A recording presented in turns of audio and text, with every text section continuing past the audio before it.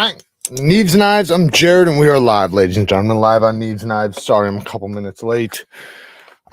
Just found out my stepfather got into a bad motorcycle accident, so I'm waiting to hear back from that. So, how's everybody else doing?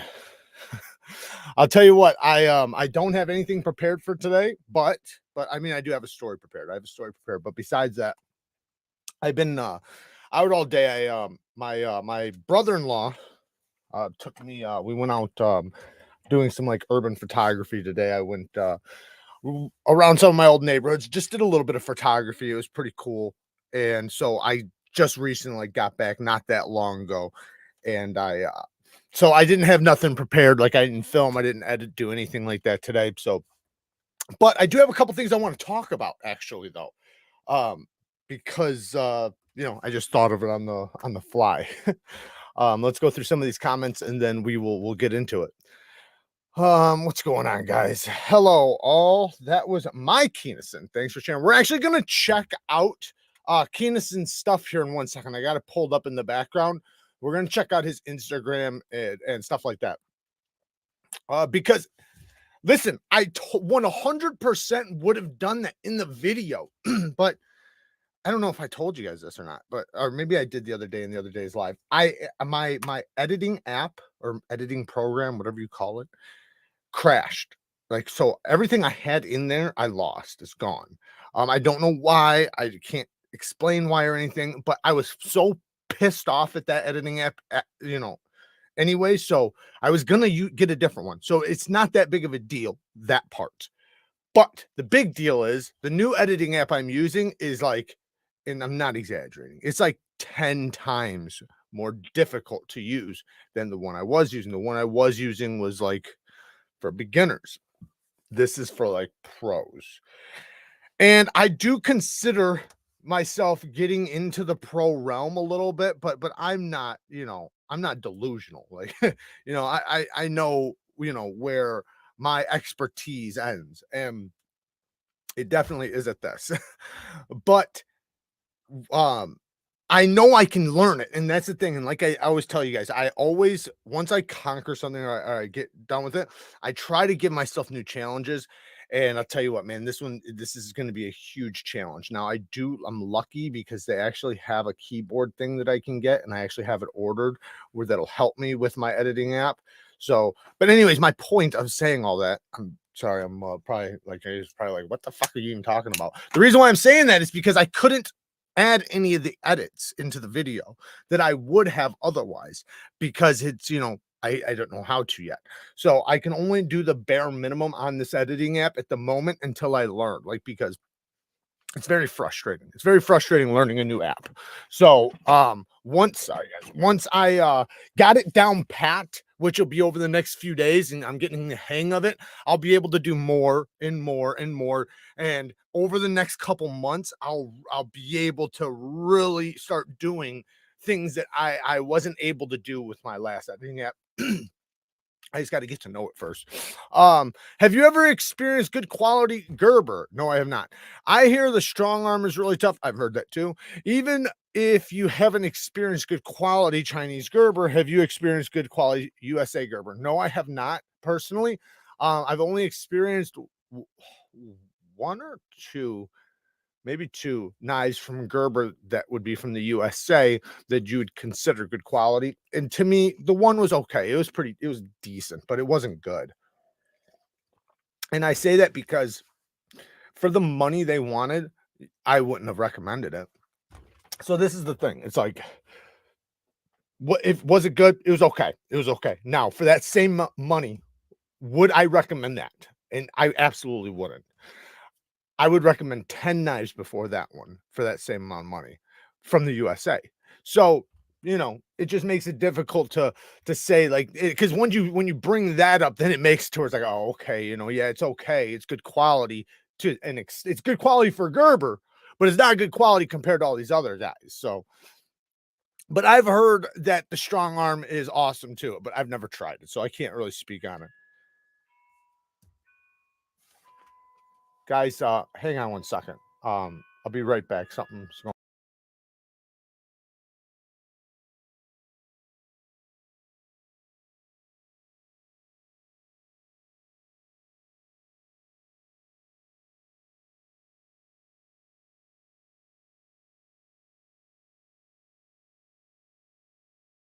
Sorry.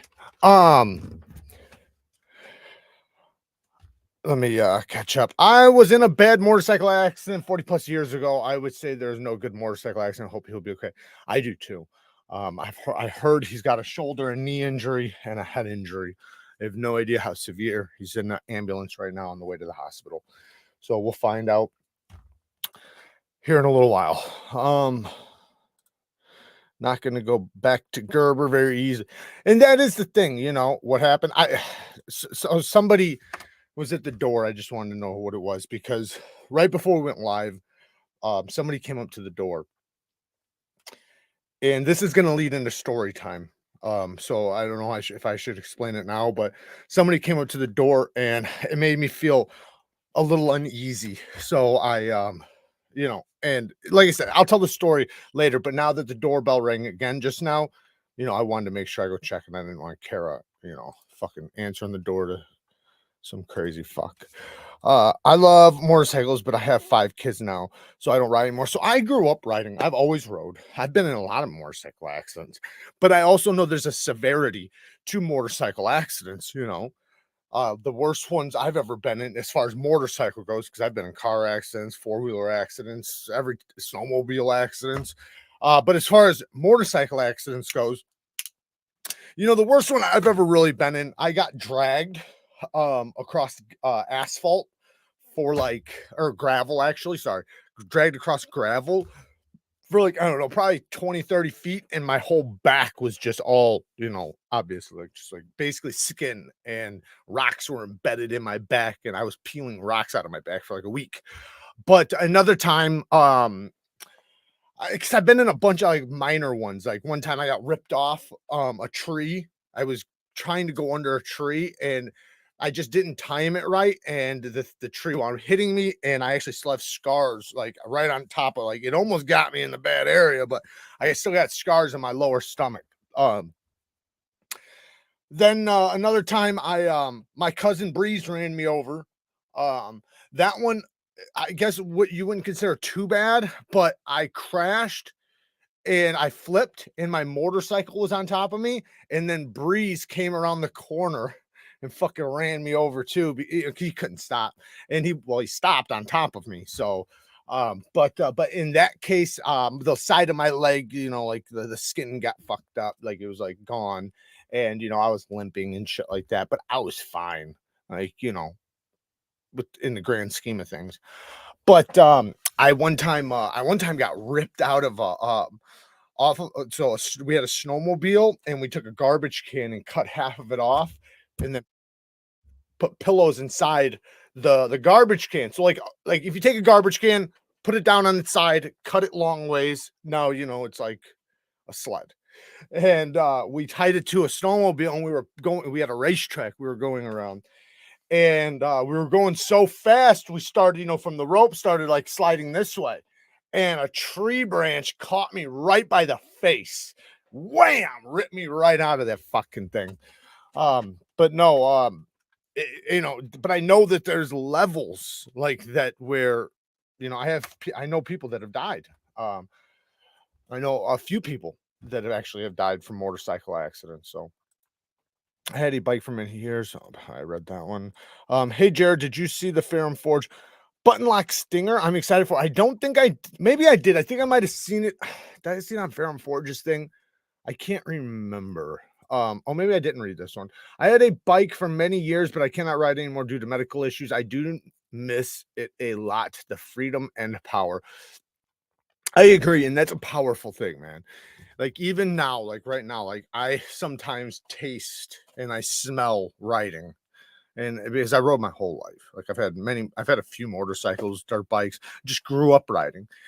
So like I like riding a lot, and I haven't rode in a couple of years. But there, you know, like there's times where like I just have the taste for it, and I just want to go like now. Um, I have an older Gerber Gator. I think it's called back lock folder with rubberized handle. Yeah. I did hear that that one was pretty decent too. That it was pretty tough. So I never tried it, but I have heard that that one was. Maybe I did try it a long time ago. I don't remember. But I have rode all my life and still ride. I have been in a few accidents. Worst I got hurt was to two fractured ribs one time and a concussion another time. My one buddy, aside from the people that have died, I don't want to, we're not going to talk about them, but I have one buddy that he lived, but he was in critical care when he still has the scars on his face. He was in an intersection and he wound up getting hit by a car, and it was at the exact same time my dad got paralyzed. And so my dad's in the hospital paralyzed. He winds up getting in this accident. Now he's like next to him, right? It's so crazy, like it's just the way it happened. But it actually was a blessing in disguise because my dad was in the middle of like, fighting for his life, and so was he. And it kind of made it to where, they kind of used each other as motivation. I missed a super chat. Oh yeah, Chris Jones with the 2 bones. I don't even know where my damn bell is. Ding ding ding. Where the fuck is it? I'm sorry, guys. We don't. Oh yeah, we do. Thank you, man. I appreciate it. I'm late. Who was in an accident? My stepfather. Right before we went live, I got a phone call as I was going live. What kind of motorcycles do I like? I like all different kinds of motorcycles. I've grown up mostly riding dirt bikes and high powered dirt bikes and shit like that. Anywhere from low powered all the way up to high powered. But I've had I've obviously rode a lot of different things. I've rode fucking choppers. I've rode crotch rockets. I've rode Harleys. I've rode fucking just about everything. And I like just about everything, just in different ways, like the cruising part, right? I love like a Harley or something like that. Probably be my style the most, something like that. At least that's what appeals to my eye and like my vibe the most. But I also love something with a lot of power, but I get stupid though, so it's probably not the best thing. But like, and I love like dirt bikes, man. Oh fuck. Hey Jared, do you think Bear Edge is a good knife brand? No, I do not. I don't know. Bear Edge. Is that Bear and Sons? Is that the same one? I think that's Bear and Sons. No, it's not. So they say they're USA made, at least the Bear and Sons. I don't know if that's exactly what you're talking about, but I'm gonna guess that's who we're talking about, Bear and Sons. If not, forgive me for all this shit I'm about to say. But Bear and Sons claims to be USA made, which I don't believe them. I think that their parts are made overseas and they assemble them here. That's what I think. I think that's where they say USA made. So otherwise, they wouldn't be able to get the prices they do. Now, the next thing is even though they have the prices that are really good, their quality sucks. Like, there's very few Bear and Sons knives that are actually even decent. Most of them are very rough around the edges. Most of them seem and feel like cheap Chinese. No, you know what though? Because there's a lot of we could argue there's a lot of crappy USA stuff, right? And everything in the USA made in the USA under $100 is kind of crappy. And I would put them in the same category. Like, let's say they are 100% made in the USA, which I don't think they are, but let's say they are. They're still crap. Right. So just because they're made in the USA and they're affordable doesn't make them a good quality knife. Like, they're just, to me, I've bought a few of them, quite a few of them on purpose to test them out, because when I was doing my video for best USA made knife under $100, I went through like 20 or 30 crappy USA made knives.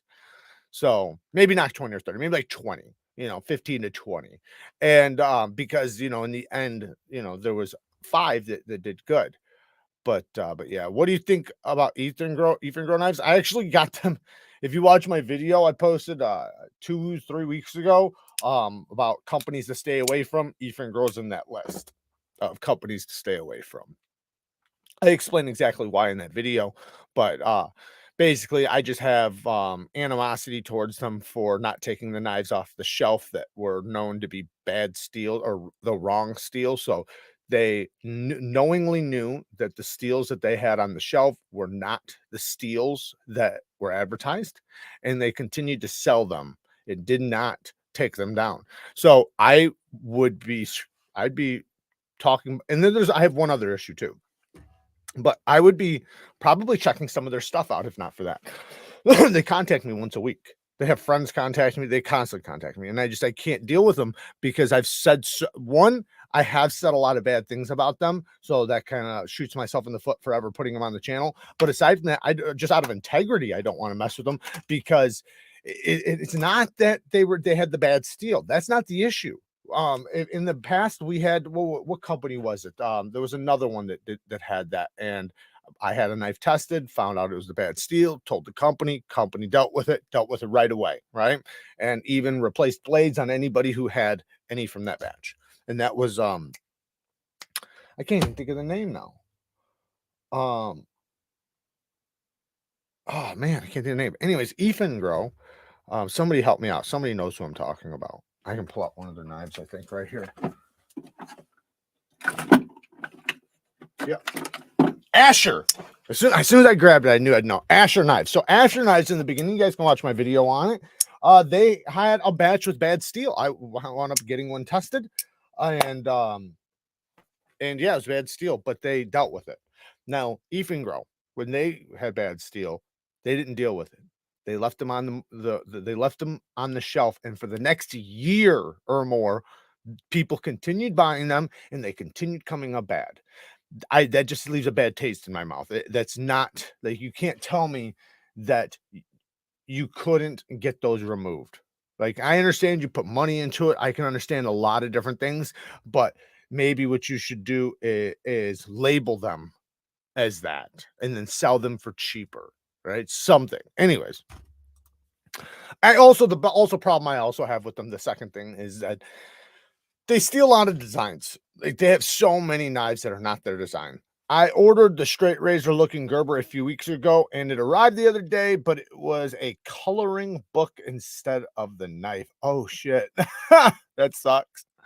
I think almost everybody's had that happen to them at least once, where they didn't read the fine details. I raced motocross in the 70s, 80s, and cross country in the 90s. Lots of street bikes also. Hell yeah. Africa Twin now. Very cool. I can see the bike. Very, very cool. That's awesome, man. Good for you. Stay safe out there for sure. Gerber Gator is one of my friend owns sorry. Brought it back to, where the hell did it go? All right. Gerber Gator is I can't read the sentence for damn it, I can't read the sentence. Gerber Gator is one of my friend owns. I brought it back to like for him with some KPL. I get what you're saying. You brought it back to good with some KPL. Because my cousin gave me a knife the other week, and it was just full. I still have it. I gotta clean it up, man. It's full of concrete and all kinds of shit. Can I ask for your opinion on Spyderco CPM S110V? It's good. It's just, you don't expect it to be anything but what it is, right? So what it is a high performance edge retention steel. So it's going to hold a working edge for a very long time. That's its nature. Its nature is edge retention, edge retention, edge retention, not toughness. Do not think that it's going to be tough in any way, shape, or form. It's only for cutting, right? So whether that's rope, plastic, boxes, whatever you're cutting, but it's not for like batoning. It's not for any sort of prying or anything like that. No impact, anything like that, but high performance edge retention. Now, as far as the edge goes, right? Its edge is designed to stay sharp. The way it stays sharp for a very, very long time is on a working edge. So the way you can look at it is, some steels have really long fine edges, some steels have really long working edges, and and then everything in between. It has a very long working edge, so it doesn't have like a very long fine edge, kind of like Maximat. Maximat's kind of the same way. So it's in your best interest for S110V to have a toothy edge on it, toothy to medium grit edge. Now, the bad thing about S110V as far as sharpening goes, is the burr. So you're probably going to struggle with the burr a little bit. I would say don't worry about removing the burr on a stone. Worry about removing the burr. Just fatigue it a little bit on the stone and then remove it with the strop. Most steels, I would not encourage that. I would encourage remove it with the stone and then clean it up with the strop. It's the opposite. Just touch it, just fatigue it on the stone and remove it with the strop. Otherwise, you'll be fighting with it all day. Like, it's crazy the way it is. In the beginning, I remember a lot of people were pissed at it because of that burr shit, because people didn't understand, because it wasn't typical. Typical knife, is remove it with the stone, then go to the strap. Do you like Yamaha or KTM, or what brand for dirt bikes do you? You know, I don't really like. I don't have like anything that I'm just like. I had a bunch of Yamahas. Because I had enduros and shit like that. What else did I have? Man, I had Hondas. I had a bunch of different shit, but like some of the bikes I had were like, how can I put it? Not junk. Like, so let me be clear, not junk, but like bikes you worked on, and you worked on a lot, and kept them going, for a long time. Don't get me wrong, I had some really nice ones too, but yeah, I don't really have a favorite because I just like bikes. So, like, don't get me wrong, I have like styles that I like, but it's not like that I have it like to where it's like, you kind of like knives, right? Knives. Like, if you ask me like my favorite knife company or something like that, I like a lot of different knife companies. As far as cars go, my favorite cars are Porsches. That is one that I can set in stone real easily. Um, but there's a lot of things, man. It's difficult because, like, I almost feel like, for what? Like, what's the purpose? Like, what are you using it for? Have you seen the Kaiser Quivist Veritas? I have not. I don't think I have. Maybe we'll check that out here in a minute. Yes, Baron Sun. Yeah, they're crappy. One of those tiny. They're also, by the way, their steel suck. Their steel suck. They're very, very soft. Um, uh, One of those tiny clown car sized motorcycles damn near killed me. I got thrown 20 feet or so and concussed. Damn, fiend. Damn. That's crazy. What were you on a parade? I'm sorry. I'm not trying to joke around about your concussion or nothing. Um, the two-stroke YZ250 is a beast. I had one and it was pretty much impossible to ride on asphalt. And it wants, yeah, dude, I had one. And it wants to go on the back wheel on all gears. Yeah, I had what was it, a 450? This thing was fucking on another level of insane, like dangerous, very fucking dangerous. And I remember even the first time I rode it, like, the keeping control of that thing was like controlling an animal. It almost just doesn't make sense to have it anywhere but like in a race, because it was just insane. And it was nearly impossible for me to ride it without riding wheelies, because it's just the power, right? Was just so much. Even I remember one time, the first time I went to ride it, and I rode it a bunch of times, but the first time I went to ride it, I was ripping around and fucking just riding a wheelie down the fucking block. And when I went to park it, right? When I went to just park it, right? I just got done riding it, ripping around. And when I went to park it, I went to get off, but the thing was like, the brakes worked and everything, but it was like so powerful that when I went to get off, I was in grass. And as soon as my weight got off of it, the wheel went on the fucking grass and like about spun out. And I jumped off and I was holding it like this, as it was going around, because it was insane. It was absolutely insane. That's, like I said, that it can be, if you're not used to that type, you have to be able to handle that kind of power. You should never just jump on one of those, because it was absolutely dangerous. You will get hurt. It's another beast. Like, just because you can ride doesn't mean you can ride one of those. And if you ever get on one, you must fear what you're about to get on and understand, like, the power it's about to have. Motocross and skateboarding are things of the past for me. I can still surf if the conditions are right. Very cool. Hey, we got 5 bones from Chest Hair Millionaire. Kind of like the name. Every company has screw ups. It's how they deal with it is what matters. Absolutely right. Like Asher, right? Asher had OEMs, right? And the OEM is what fucked it up, right? He wasn't making the knives, they were being made for him, and they fucked up, and he wound up dealing with it like the appropriate way. And I had a lot of respect for that. Tuya, when Tuya came back in the beginning and their HRC was softer than they said, They dealt with it right away, like handled it like gents completely. Like I respect that. I respect you saying, hey, if you have this or whatever, you can send it back and we'll replace the blade. We're going to fix that. We're going to get the HRC right. And then it comes back later that, their new stuff is all good. Chris Jones says, hey, Jared, that button pivot knife you took apart in one of your last videos, is that like the CRKT deadbolt? No. So the CRKT deadbolt is different. It has like 2 pins, if I can remember correctly. I've only seen one deadbolt taken apart, and I can't remember exactly how it goes. We can bring it up if you want, but it has 2 pins, I believe, that go in like a bolt. This is different. It's a nub. So it's a steel nub, this one steel nub that falls in place as the detent and as the lock. Now, I have no idea how strong that is for a lock. It might not be strong at all, but it might be strong enough to at least have a cutting tool, right? Some knives you don't really need a fucking triad lock, right? But it's not something like, obviously, but it's not even the type of knife you'd use hard, so it doesn't matter as far as like, batoning and, impact shit. We call those baiters. Always working on them. Yeah. Like I said, I've had a lot of different bikes. My favorite car is a Bentley. I named my dog Bentley because of my love of the car brand. Man, I gotta say, man, you guys are word Nazis. I gotta tell you, you guys are absolute word Nazis.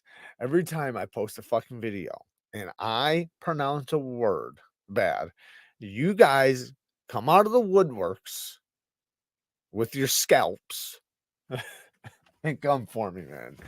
You guys got your torches and your picks, and you guys are fucking coming out after your boy. But you got to understand something. Just to like a backup, like, and I'm not trying to make no excuses. I am trying my best to pronounce things to the best of my ability, and I'm working on it. Like even Kara tries to help me work on things like that, because I remember when I was in school, I got in a lot of trouble, so I didn't do vocabulary, right? Like I never, like vocabulary was, like some, it's difficult for you to understand. But the last year I graduated was ninth grade, right? Ninth grade was the last year I graduated. I was in handling school. That's what I went to, handling school. And handling school is you're on the job site. Like when I was at school, all I thought about was work. So it was just like after school, I would go to work with my dad, and then on the weekends, give me one second, guys.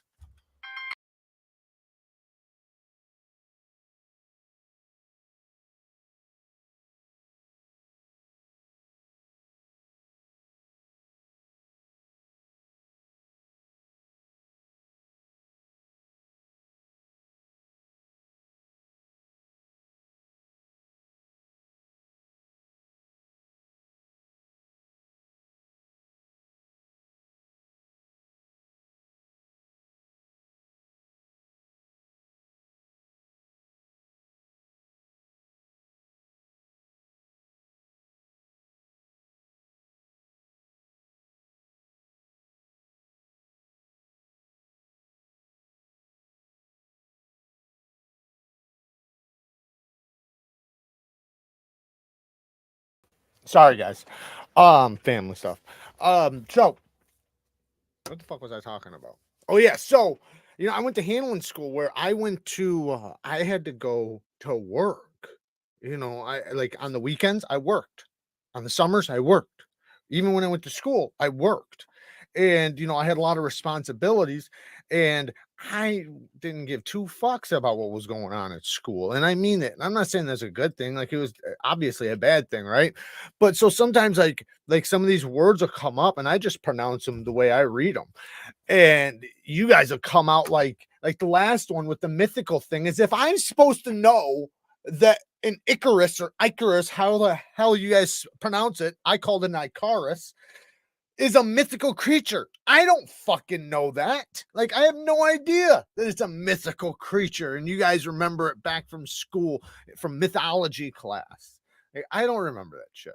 So, it's It's funny to me, and I sometimes want to say it, but I do appreciate it. Like I want to be held to a standard. So it's not like I'm saying don't do that or anything like that. But I find it funny sometimes because I'll have literally because I'll pronounce it wrong, and I know it obviously drives some people nuts because I'll have 15 comments all reminding me of how to say it. And sometimes just kind of scroll through. If you see one or two people already told me, it's not necessary for everybody else to tell me to. But I know sometimes you want to get the point across. Um, but anyways, I wasn't big into vocabulary into school. Like I remember vocabulary taking it and stuff and having it, like once a week on paper and stuff. But like I was really poor when it came to that stuff. Ever since like third or fourth grade, once I could really start romping and stomping and working and shit, like school kind of was on the back burner. And I'm not saying I'm proud of that. It just was the way it was. Anyone looking at a B2 factor, Brian said he's gonna have 100 or so on his site when the B3 pre-order opens next week.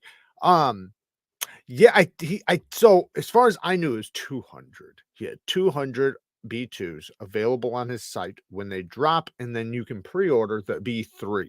That's what he told me.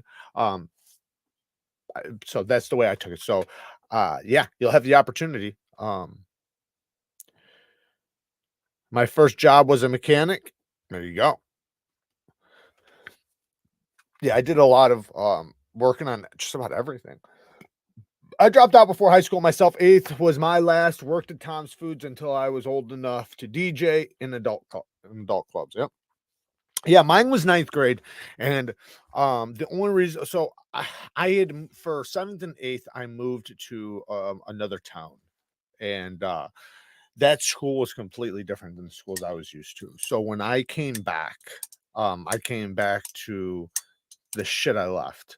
And if I would have stayed there, I probably would have graduated. But because I came back to the schools that, I came from, they're not good schools. Like it's hard to get into, man. It's just they're so poor and bad and shitty, and there's so much violence and this and that, and it makes it difficult to really be. And I was BD, so I was behavior disorder, so like I got into a lot of trouble.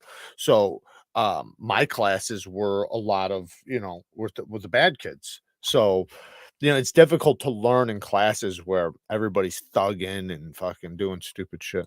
Jared, just keep in mind that you only ask a stupid question once. Same goes for mispronouncing words. Yeah, but I still don't know how to pronounce it.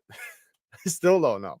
I seen that people read two people. I think two people spelt it not spelt it, but you know how you put the words together to say how it's pronounced. I think two people did it differently, so I don't know who's right and who's wrong. And personally, I don't really care. Like, so what if I say it's called like cars? I don't get that. Like, I understand, like, say with certain words, I get it. Like, if this is a word that's like very well known and very common, right? Let's say knife, right? Knife. If people were running around saying nif, right? Nif or niffy or knifey or something, yeah, I would correct them. But that's different because everybody knows it. Like when it comes to some words, it's like tomato. Intercourse them for being judgmental, Jared. Intercourse? What? Oh man. The more people hate, the more people hate you, the more people hate, the more you should do it. Everyone knows what you mean. Right, exactly. And sometimes, I just laugh about it, but sometimes though, you guys got to remember, you guys are awesome, right?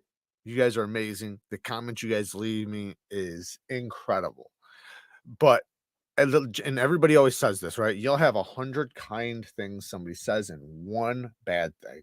And that one bad thing will stick with you, right? All the good things, it's great. It builds you up. It makes you feel good. But that one bad thing will start eating at you. Well, when you have 15 in the same fucking video, It starts getting to you. But no, I honestly don't care. And trust me, guys, like with anybody saying any bad shit, I don't care. Like it doesn't bother me at all. I'm really good taking that shit on the chin. I've been told way worse, like to my face. So, like when you guys, especially when you guys are like actually giving me constructive criticism, I love that. I truly appreciate that. And in many cases, you guys are giving me constructive criticism, and I'll tell you that. I'll be like, man, thank you. I appreciate you, you know, helping me out. I was good at vocabulary because my mom used to punish us by making us write out pages of the dictionary, then recite it back to her. She stopped that punishment when I started using the words on her. Yeah, I never had that. So, um, Kid Icarus was a NES game and I loved it. Lucky for us old heads, we had video game education. Yeah, I didn't have that with games. I had a couple game systems when I was a kid. Like I had the N64, but I didn't have it long. Like my house got robbed and I got taken, so I didn't have it very long. I wound up having a PlayStation for a little while. I think basically this no, I had the PlayStation for a little while, and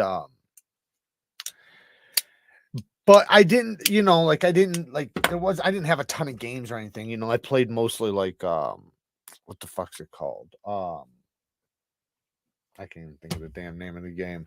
But yeah, there wasn't that many games. I only played a few games, and I never really got into like gaming like a lot of people do, like the way Care does. I just can't. I can't do it. Like it's just not part of me.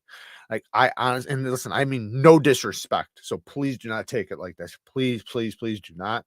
Like I can understand you saying the same thing about a lot of things I do. So let me be clear about that. But if I play more than like an hour, I feel like I've wasted my life. Like I feel like I can't get that time back and I could have used that time to put into something that will benefit me in the future. And like if you're a gamer like and you make money like running a gaming channel or something, then you better be playing a lot of games. But if you're not making money doing it, to me it's like I understand having a hobby, and I'm not saying don't have a hobby. But for me personally, I like to think that some of my hobbies are going to benefit me, like even if it's like say boxing or exercise or something like that, right?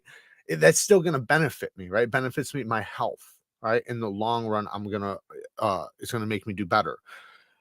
But I just, and I know there's coordination things with gaming and everything, and I'm sure there's a lot to do with mental focus and stuff, and I'm sure there is some benefits to it. But personally, for me, I feel like I'm what I literally think like if I play a game for 4 hours, I think about how the fuck can I get those hours back? Like I can't get those hours back. So that's why when I do play, it's every once in a while with Kara because I'm gonna have some fun, and I do enjoy it. Don't get me wrong, I fucking love it. I love it. It's fun, but my mental fucking health goes out the fucking window because I can't stand thinking about losing more time. I've lost too much time. So I need that time back. Would a Medford 187 with no hole in the blade suck? Seen one for sale in Germany. It was probably fake. Why would it have no hole? They have some law about lock knives and assisted opening. I would be very weary of the 187 with no hole. I've never seen one without a hole. Am I wrong, guys? Is there a fucking 187 without a hole? Hey, you sexy sexies. About 14 more days. Yes, it is. Are you ready? Are you fucking ready? I know I am not ready, but I'm gonna be ready. It's gonna be the best one yet. Best one yet. Um, you were BD, I was BO. Take a shower every Saturday, whether I need one or not. Yeah, BD's it's I know we all know what BO stands for, but BD's behavior disorder. Not like challenged, but just behavior, fighting and shit. Uh we call it knife in my country. As a guy who grew up with a lisp, pronouncing regular words with S and Z are already a nightmare. I can imagine. I can imagine. I never had that struggle, but obviously everybody knows people that do. It's pretty common. And I have a nephew that has that issue. So I do think though, like man, trust me when I say this, I want to be as good as possible. I want to work on my pronunciation as much as possible and use the right words. Like, you guys understand, when I started the channel, I was saying words that don't even make sense to people because just that's the way I talk, and where I grew up. And I've changed my vocabulary massively and for the better, and I only want to improve it more and more. So I think even like with a lisp and things like that, you want to work on them as much as possible and make yourself better and better and better and better, because you represent yourself, so you want to represent yourself in a good way. um got the Ozark Grail waiting at home from Cole. Doesn't sound like a good friend if he sent you an Ozark Trail. uh Kid Icarus, I don't even know how to pronounce. I'm gonna just call it Icarus until I actually know how to pronounce it. Came out the same day as Metroid. Hmm. All right, I think I'm backed up a lot. I'm gonna catch up. Yeah, I'm backed up. Did you get the Cuba cologne I mentioned? No, I did not. I can't buy anything right now because of Blade Show.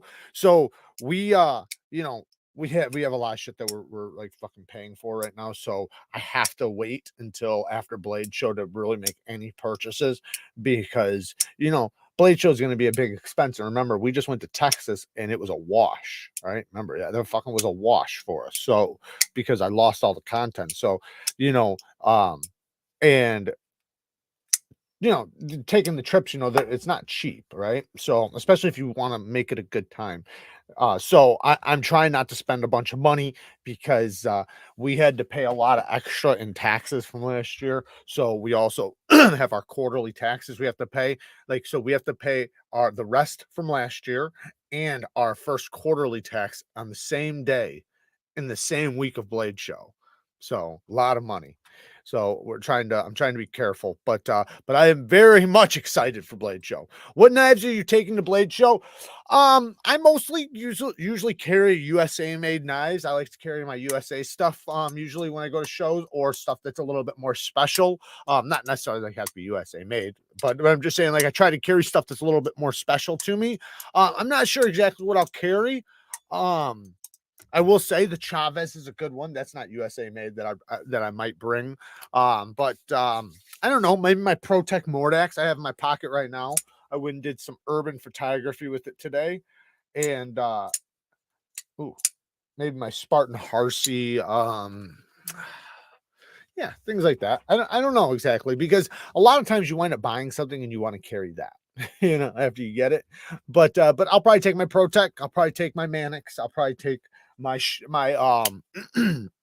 my Spyderco Slish buoy. I love that. Excuse me. I love the F-22. That's another one. The 9, I carried that in Texas. That's exactly what I carried at the Texas show, was the Quiet Carry 9. Love that. That actually might be something I'll carry. Made in Taiwan. I have a TS-408 I really like. I haven't had any of the 400 series Tucson's. That's awesome that you really like it. I'm So the last like few purchases from Tucson, like, they were hit or miss. Like, I had some good ones, had some bad ones, had some good ones, had some bad ones. So I'm kind of on the fence right now with Tucson, because it's one thing to get their soft steel as far as their super steels. Like, their 14C28N is good, but as far as like their M390 and stuff, it's on the softer side. So, but I'm okay with that for the price, as long as I don't have to pay a lot, right? I'm sacrificing a little bit of edge retention for money, but I want the knife to be as long as the knife's a really good knife. And I had some lemons. So, but I've raved about Tucson a lot. I've had a lot of great Tucsons. Even still today, I still have a few that I absolutely recommend because they're really, really good. What was up with Kara and Turtles the other night? I don't know. So we have a turtle pond nearby. Excuse me. We have a turtle pond nearby, and she has mealworms that she buys, off online, and we go to the turtle pond and she feeds the turtles. There's hundreds of them. There's so many of them, and they she obviously she feeds them, and then they get to know her, kind of, so they start coming out, when they see her and shit. But You know, I don't know exactly what you're talking about, but she does that like every other day. Lee Williams kickstop mechanism is the best flipper design on the planet. Change my mind. I will not. I agree with you. So what I say is there's two things. No, three, but you can't mix the one. So the magnet detent from Winter Blades, and I think the double magnet is better than the single magnet. I know the new knives have the single magnet. I don't want to piss you guys off, but the double magnet's better. I have both of them. I have the original with the double magnet and the single magnet. No, you can't replace the double magnets because they're glued in, but the single magnet you can. So that's the one benefit with the single magnet. Now, the single magnet's still really good, but it's not as strong as the double. Anyways, so I think a magnet detent is really good. Then the Sharp by Designs nub. The Sharp by Designs nub is really good. Then the kickstop. So I think the kickstop is the best out of all of them because it allows you to put the flipper tab in a position that you otherwise couldn't, right? So it allows you to have the most leverage. Wouldn't it be great to have that with a detent nub? That'd be fucking awesome, wouldn't it? A detent or a magnet lock, or sorry, magnet detent. That would be awesome. Hey Jared, I have a sweet Schrade Rodock you reviewed. I know you really want it. Yeah, I bet you think I want that. Yeah, man. I want Schrade to succeed. I really do, and I like Schrade. I really do. I like Schrade. I'm happy they're back in the USA, but they got to do better. That's the thing. They got to do better, and I don't know how. I don't know why some USA companies don't just fucking send knives out to reviewers. You guys have the ability, right? They have the companies, they have the money, right? And I'm not trying to say they're rich. I'm just saying they have the ability, right? They have the ability to get a couple fucking prototypes and get them out in the hands of people that are actually going to be critiquing their knives and see, is it any good? These are actually knife. And I don't know, because there's no way you can be an actual knife user and get one of the knives and then say, this is top notch. This is worth every penny you're asking. $250? Ask for 3, right? Like, there's no way you're going to do that if you actually understand the knife world right now, right? Like, if you're actually in the knife world and you handle hundreds of knives and you actually understand knives to a high level, you're going to know that it's crap, right? It's going to be at the bottom of the barrel compared to everything else. Now, maybe you could say this person doesn't handle all the knives, right? This person only handles, every once in a while, a good knife. That's not the guy you want to give the knife to test out your knife to see if it's a good knife. You want to give it to somebody who actually gets the fielding so they can tell you, like, hey man, you need to change this, you need to do this, this needs to be better, and then it helps you make the best product, and then your shit will sell, right? It'll fly off the shelves. But when you don't do that, and then you make 1,000 of them, and then you come out with them, and they're at a super high price, and now you send them to knife reviewers, and now people get to experience them. But now it's too late. It's too late. There's no take backs now. They're already made. They're already on the shelf. That makes it bad for business, because now when I criticize it, as I will, if it winds up being bad criticisms, it's gonna hurt the ability for you to sell as many as you could have. And it's just me being honest. That's the thing. It's like, it's not that I'm like tearing it apart. I'm just seeing it as, calling it as I see it. So it's in their best interest to make it to where the final production is the best it could possibly be, especially when you're going to ask the crazy prices they do, because they ask some crazy fucking prices. I have an old timer Schrade 280T, which is a 9CR. Get them. Schrade also needs to stop the 3CR, 7CR, 8CR on their big Chinese choppers.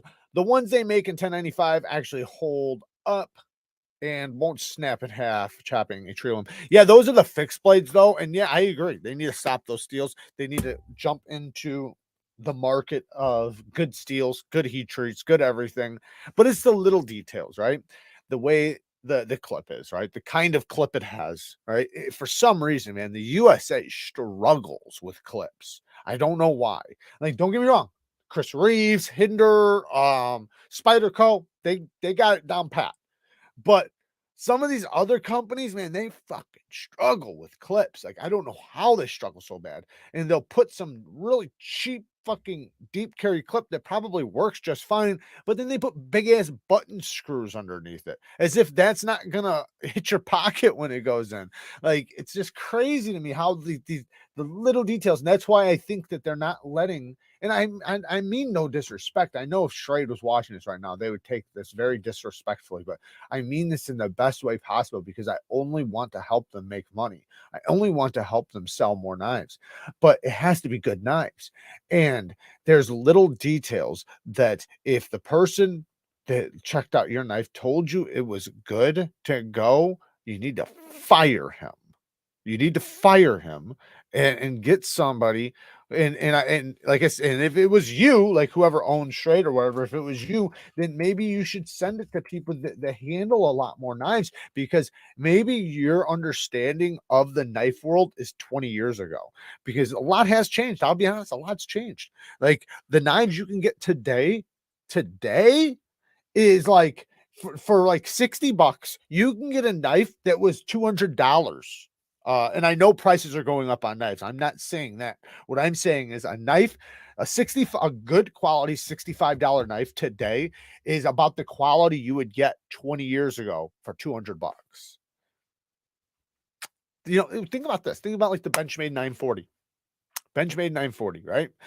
The Benchmade Griptilian, things like that, right? Like those knives, you can get that right now, that same level of quality, if not better, for $100. And in some cases, 50 or $60. Like look at the Predator, right? The Predator? Yeah. The CMB made knives Predator, 14C28N. It will absolutely rivals a Griptilian, right? And it's like $65, $70 or something. But 20 years ago, that would have been $150 knife, 170. Like, look at the Benchmade 940, right? 100, what was it, $170 back then? $170, like 15, 20 years ago or something like that. I'm still not a fan of most Chinese made knives, but my third Riet is already on its way. Got the first in a trade 4 weeks ago on an exclusive Chavez scapegoat. You know, I understand, man, and I agree, man. We need to support the USA as much as possible. And I 100% stand by that. And I think if you're going to spend a certain amount of money, it's good to spend it with the USA. But I'm not telling you not to buy Chinese, because there are some, I think, exceptions. Hear me out, because I know some people are going to be like, "There's never an exception." Let me explain. Chavez, right? Just as an example, the Chavez kickstop. Let's say he pays Riet, and I'm just shitting numbers out. I'm not saying this is the truth, so take it, don't take it wrong. Let's say he pays $120 a piece per knife, right? $120, turns around and sells it for $400. Let's say Blade HQ makes 60, $75 on it, right? Per knife. Then, like, say us reviewers and things like that do links, we get a little 3 to 5%, about 5% kickback, right? Then the mail guy ships it. All this money, about 75% of it's staying in the USA. 120 of it's going to China. Think about that. You know what I mean? Like, so yes, it's Chinese made, but the USA is benefiting more than China on that purchase.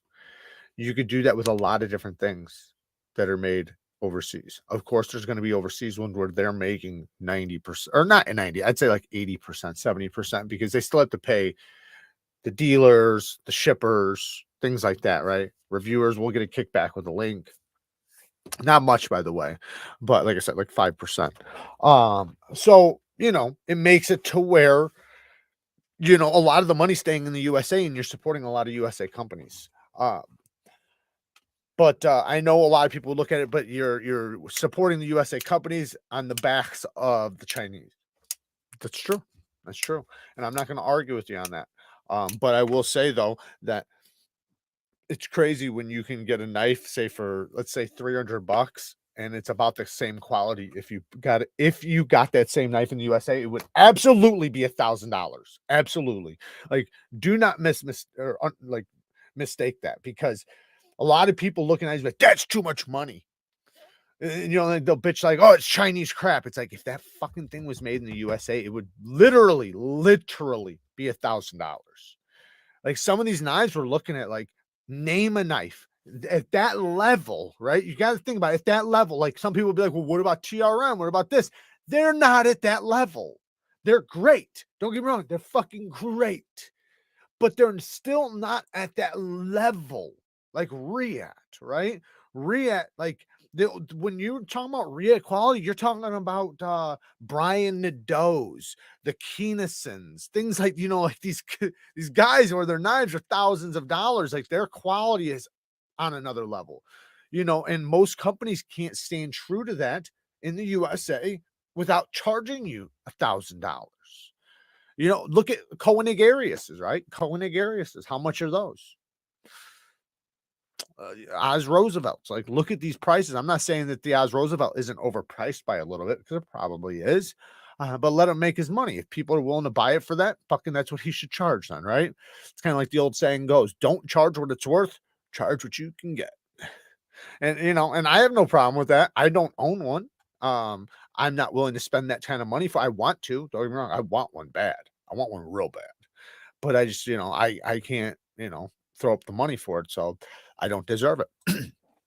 If you did a Thanos snap on everything made in China, you would own about 50% less shit, probably more. Yep, probably. That's absolutely true. But you'd also be out of socks, underwear, probably a lot of your shirts. You probably wouldn't have a television. You wouldn't have a phone. Pictures on your wall probably wouldn't be there. A lot of your products underneath your sink wouldn't be there. Your faucet would be gone. Your refrigerator should be gone. I could go on. The flooring in your house. Like, don't get me wrong. There's a lot of things made in the USA. A lot of things, but there's also a lot that's not. So, and we all know that. And I'm not saying that's a good thing. That's a bad thing. I know that's a bad thing. I want more than anything for the US to create more businesses, make more businesses, and thrive. So, but I do think, though, and I do know a lot of guys that a lot of companies do this. They are in the they're using the overseas companies to invest in a USA company. And I know it sounds crazy, right? Like, to think that, oh, you're going to go over there and build up a business and then, fire it off in the USA later. But a lot of companies actually do that. A lot of companies invest eventually, and they take the money that they earn from the overseas and being able to really start up a company, and they constantly invest in stuff into the US, and then eventually do something great in the USA, which, I'm all for, because maybe they wouldn't have been able to do it otherwise. Now, some people would argue, yes, they would have. They would have been able to do it. They just would have had to grind harder. Maybe. And maybe they should have, I'm not going to argue with that, because I'm all about the grind. People who say I only buy US made are missing out on some fire Kaisers. Only Kaiser I have is the Drop Bear, but the Drop Bear is fire. I got two of them right here. I got three of them, actually. These are so good. I think I have four of them, actually. I have the gray one too. So, but I think I might have gave it away to one of you guys. Yeah, I think I did. So, yeah, I did. I gave it away to one of you guys. Or maybe I think I gave it to my brother-in-law, or not my brother-in-law, one of my buddies or something. Anyways, doesn't matter. I love my T1, and who doesn't like an Escort? The Escort's another one. Probably the best Kaiser they've made between this and the Drop Bear.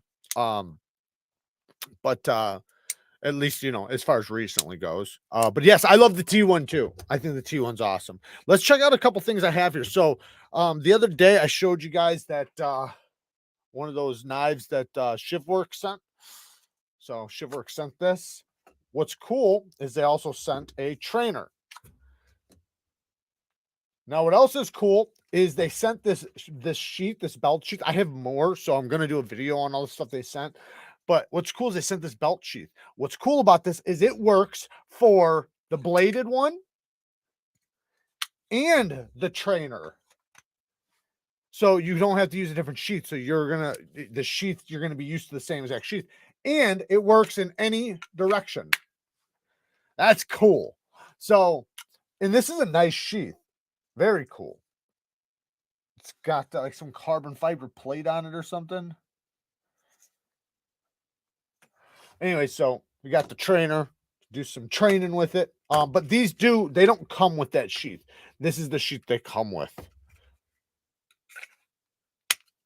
But I was carrying this earlier today, actually, this one. I carried it today when I went and did that photography. I was in some pretty rough neighborhoods. Mino knife with the 5 bones. I wonder what the factor would cost if it was USA made. $800, about $800 probably. Now I would argue that the factor could be done because it has flat scales, right? The other thing, the price goes up massively when it's contoured. So that knife I think could be done for about $400 to $500 in the USA. Now I think that once you get it to knife stealers and things like that, $550, $600, I think it could be done for, right? So but when if you added contoured scales onto that, add a lot more money because the machinery is a lot more. But as far as flat scales and as basic as possible with the magnets, with everything, I think it could be done for like $400. I don't see why not.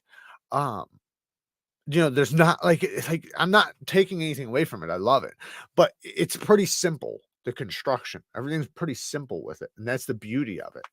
So I just don't see how it couldn't, right? Because I can picture knives with the same level of work and construction that are like $300, $350. So I don't see why they couldn't do it for 400. So, the sheepdogs are great. I absolutely love the sheepdog, and the flipper less mini sheepdog with whole XL is way too big for me.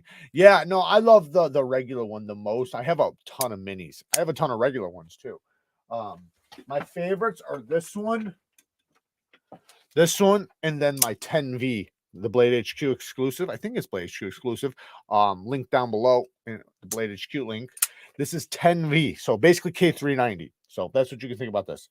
Basically K390, because 10V is actually technically a little bit better than K390, to be honest. But anyways, yeah. So I absolutely love this one. This micarta is such good quality. I love this micarta. I absolutely love this micarta. This is the kind of micarta that you can see it aged, but it doesn't age fast. This isn't the micarta like Kaiser's micarta here, that as soon as you start using it, it starts getting darker and darker and darker. This stuff does get darker, but it's very slow, and you can absolutely keep it clean. If you like the clean look of micarta, this is good quality. And this is probably my most recommended one, by the way, because it's like $80. I think it's still $80. 10V for $80. That's crazy. 10V and beautiful micarta, beautiful. Like, so yeah, that's tough to beat. All right, so what else did I want to show you guys? We were going to talk about Keynesen. Let's talk about Keynesen really quick. So you guys seen the video on the Keynesen I posted earlier, the custom. You guys can go watch it if you didn't. It is absolutely beautiful. You see that blade? Look at that spine. Watch my video, man. I get some really close shots with this. This is micarta, or whatever the hell it is. Looks like coral to me, but I think it's micarta. Let's check out some of Keynesen's stuff. Share screen.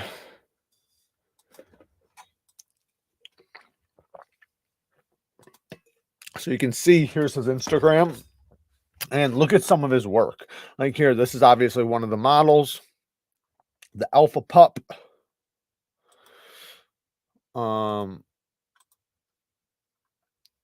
This one's a little bit slimmer, obviously. Come on. I don't want them. Yeah, there's music. I can't play the music, so. Very cool though. He does really, really good work. Very high level for sure. But even with this stuff, as expensive as it is, and listen, really good quality. Do not take this wrong. I know some of you guys will be insulted, but like it's still not to the level of Riat, right? Riat would absolutely like if they took one of his designs, they would absolutely knock it out of the park. But all look at that. That's contoured titanium. That's beautiful. That's really dope. Absolutely beautiful, and he does an incredible job. It's like super, super good quality, but there you can still feel the level of handwork done, which is what people pay for in a custom. Um, React, it's so consistent across the board. They will make 100 of these and they'll be identical, which is it's tough to do. Like in any company will tell you that, like even Medford. When you listen to Medford explain about doing consistent knives across the board, especially when you do it like the way they're making knives, it is very difficult to make 10 knives and have them all be exactly the same. But man, this guy does a killer job, man. That is gorgeous. I need to try more of his knives. I really do. Like I said, this model is a little bit, the handle's a little bit compact for me, a little bit thick. And, I personally would try to maybe get one of the slimmer ones. This one's a nice slim one. I like that. But man, I like them all though, man. This is beautiful too. Look at that. Holy shit. Man, he does some good work. Look at him nooks. Um, yeah. And oh, yeah, go check him out on Knife Junkie Podcast. Very cool. But yeah, I just wanted to check these out really quick, show you guys some of the other work he does. I've been seeing him on my feed for a couple of years now, and just absolutely like, I'm drooling over the shit. But I also, know how much it probably costs. So pretty expensive. I would be so pissed if I spent 10 times on a custom and it wasn't guillotine action. Well, there are some customs that are going to be guillotine action, but not all customs are like this. This isn't a guillotine, you know. It's smooth, it's very smooth, but it's not a guillotine. So but yeah, it depends on the knife you want. Like if you want a guillotine, then go for a Koenig Arius. Go for a if you really want a guillotine, you want an absolute guillotine, go for the Norseman. The Norseman's fucking, that thing will chop your finger off. React's precision and consistency are on another level from most all other manufacturers. Yeah, they are. They absolutely are. But that's also why some people that don't like to spend Chinese, they will do React because they know that not only real artisans are working there, and they are doing such a high level of you're getting a lot for your money. And not only that, there is a lot of hand finishing work and things like that involved with their stuff. Jared, does Kaiser do denim micarta with their sheepdogs? Yeah. Well, not denim, but blue. Is it denim? No, it is denim. Holy shit. Yeah. Yeah, they do have denim. Right here. Bam. Come on. Okay. I think it's denim. It looks like denim. I'm pretty sure it's denim. If not, it's close to denim. But yeah.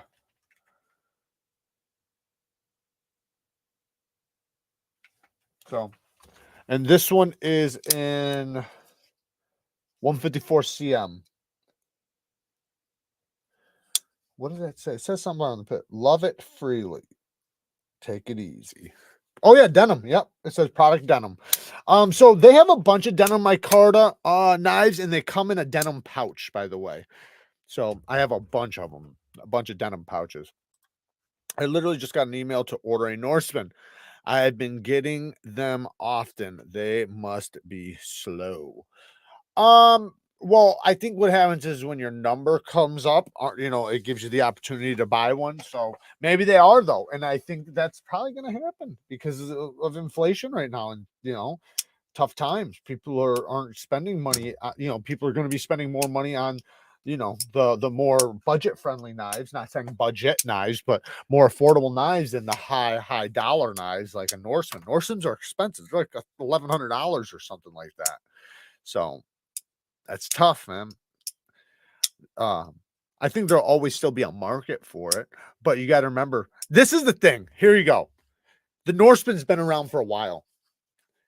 He only has 2 knife designs, the Rask and the Norseman. Why doesn't he just make a new design? Like, I'm going to say this. I know he doesn't because he has such a high demand for the Norsemans, and he's got the flow down pat for the Norsemans, so he's able to produce so many Norsemans and they sell. Why make another design? But what he should do is, now that people have, there's enough out there, and the market is, it's not watered down, but there's enough out there that people can get them. And now obviously he's possibly, I'm not saying, I can't confirm it, but possibly slower on business. If he started making a new design, yeah, people would go crazy. Worst nuggets, hands down, Burger King. All right. Working with the maker, the conversation, the updates, the relationship you build with a good maker. Yeah, no, that's one reason why a lot of people buy customs, is because they get to talk to the maker. They get to tell them what they want. They it's not that they have a say so in the knife, because a lot of knives they don't. Some knives they do. Real customs you do, but some knives you really don't, right? Some knives it's more, especially with folding knives, it's going to be whatever their design is. You might be able to pick the handle materials and colors and things like that, but you're not picking the blade shape and handle shape and all that stuff, right? With fixed blades, they have some of that stuff, but not for folders. But you get to at least communicate with the guy what kind of steel you want, what kind of grind, maybe what type of handle materials, things like that. And it does make you feel good when this guy's putting blood, sweat, and tears into this thing, and you're feeding an American family. Why ruin a good thing? He's got people lining up to buy a knife that looks like a horse dong. Genius. Exactly. As I'm saying, I agree. But I'm saying, if his business is getting slow and the market's watered down to an extent now it's the time, right? Now would be the time. That's all I'm saying. But if not, no, fuck no, you should keep going. Still need to get Rask to Norseman production level though. Dude, I've never tried the Rask. I want to though. It looks so dope to me. I used to not even think so. It's crazy how much your taste changes over time. Dude is a crazy perfectionist. Probably can't make another knife without going nuts. Probably. Do they make the Norseman and other steels in RWL 34? Damas steel, which is RWL 34 as well. As far as I know, those are the only steels, but I'm not 100%. Possibly CPM 154 too, which, to be honest, RWL 34 is 154 CM. The spicy ones are so good. You guys are talking to Todd. Do you lift your elbow when sharpening a Scandi grind to get to the tip? Yeah. So it depends on how you're doing it. If you're sharpening by pulling, right? So if you're doing it on sandpaper and you're taking your Scandi and this has got a sharpened spine. I forgot. This is a real buoy. Let me grab a different knife. We'll talk about that in a second. But let's just pretend this is a Scandi. Let's say you're pulling back, right? When you get to this area and up, you want to lift your elbow to get to that tip and go back down. But what you're doing is you're trying to find the angle that the grind is on the surface. Then lock your wrist. So find that angle first, then lock your wrist, and then use your elbow to go back. But if you're pushing, yeah, it's the same kind of concept, but it depends on the type of sharpening you're going to do with it. But yeah, you want to lock and use your elbow. As far as when you're beginning, when you become a pro, then yeah, you can start fluctuating your wrist, because you have the ability to feel the level of degree you move your elbow, or sorry, your wrist. So I lock my wrist, right? But if I do move my wrist a little bit, now I know exactly how far I moved it, so I know how to get it right back to true, just because I felt that the angle so much. But that takes a little while, so you just got to get used to it. I want to design my own knife. I'm thinking about magnet cut and titanium with a button lock. Very cool. Very, very cool. Yeah, as long as the magnet cuts, just make sure it's good HRC. I would say make sure it's at least 63. Can't fill his shoes. Chris Jones with the 2 bones. But here's 2 for the CAD master. Thank you, man. I appreciate the 2 bones. from Chris Jones. Uh, I love that name, man. Others have been great though. Kyle, you guys are talking to each other. You guys are talking about burgers and shit. By the way, that Kinnison was bonkers. That vintage rag micarta bolster. That stuff is so rare, dude. It is so gorgeous. Like, I don't even think it comes over the camera as well as like in your eye. Obviously, it doesn't, but it's got like almost like a blood redness to it. Like, look at that. Ooh, it's so beautiful. Then you have the bolster. That's gorgeous, man. And then the steel too, man. The steel, no joke, man. This stuff is ground extremely thin, extremely thin. Let me just check the thickness behind the edge. I'm gonna say 15 thousandths without looking at it. The tip is the thinnest, so I'm gonna go up there. 14 thousandths. I was close.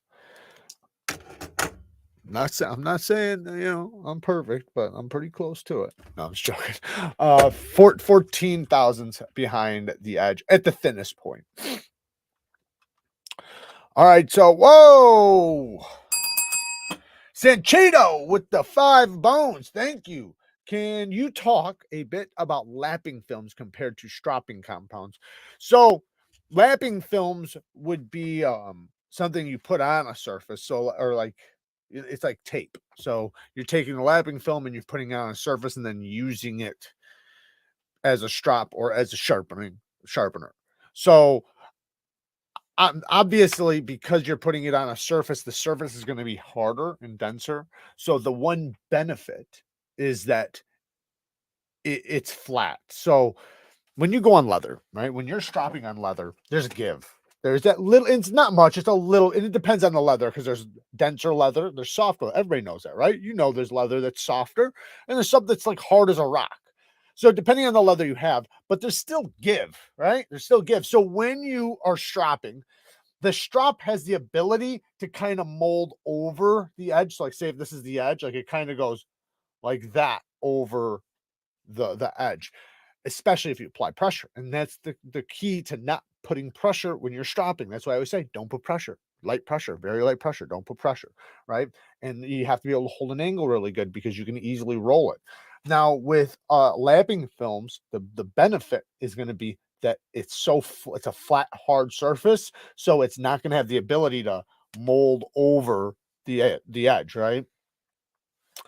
But personally, I like that little bit of give to the leather. I like the natural feeling of leather. I'm really good with it, but I could see why people like lapping films. And I don't think there's anything wrong with either one. I think it's just a preference. And and I like lapping films too. I just don't use them that often. I usually just use strops. But I think where people are really gonna because here's the issue, right? Here's one of the issues with lapping films is that because it's such a hard surface, it's going to be more difficult for you to strop freehand on it. Not saying you can't do it, you absolutely can, but leather, because it has that little bit of give to it, it's going to be a little bit easier to freehand on as far as stropping goes. So I would say if you're using a fixed angled system, lapping films is phenomenal. But if you're going to freehand, it'll be better probably for leather. But it's just preference though. Um,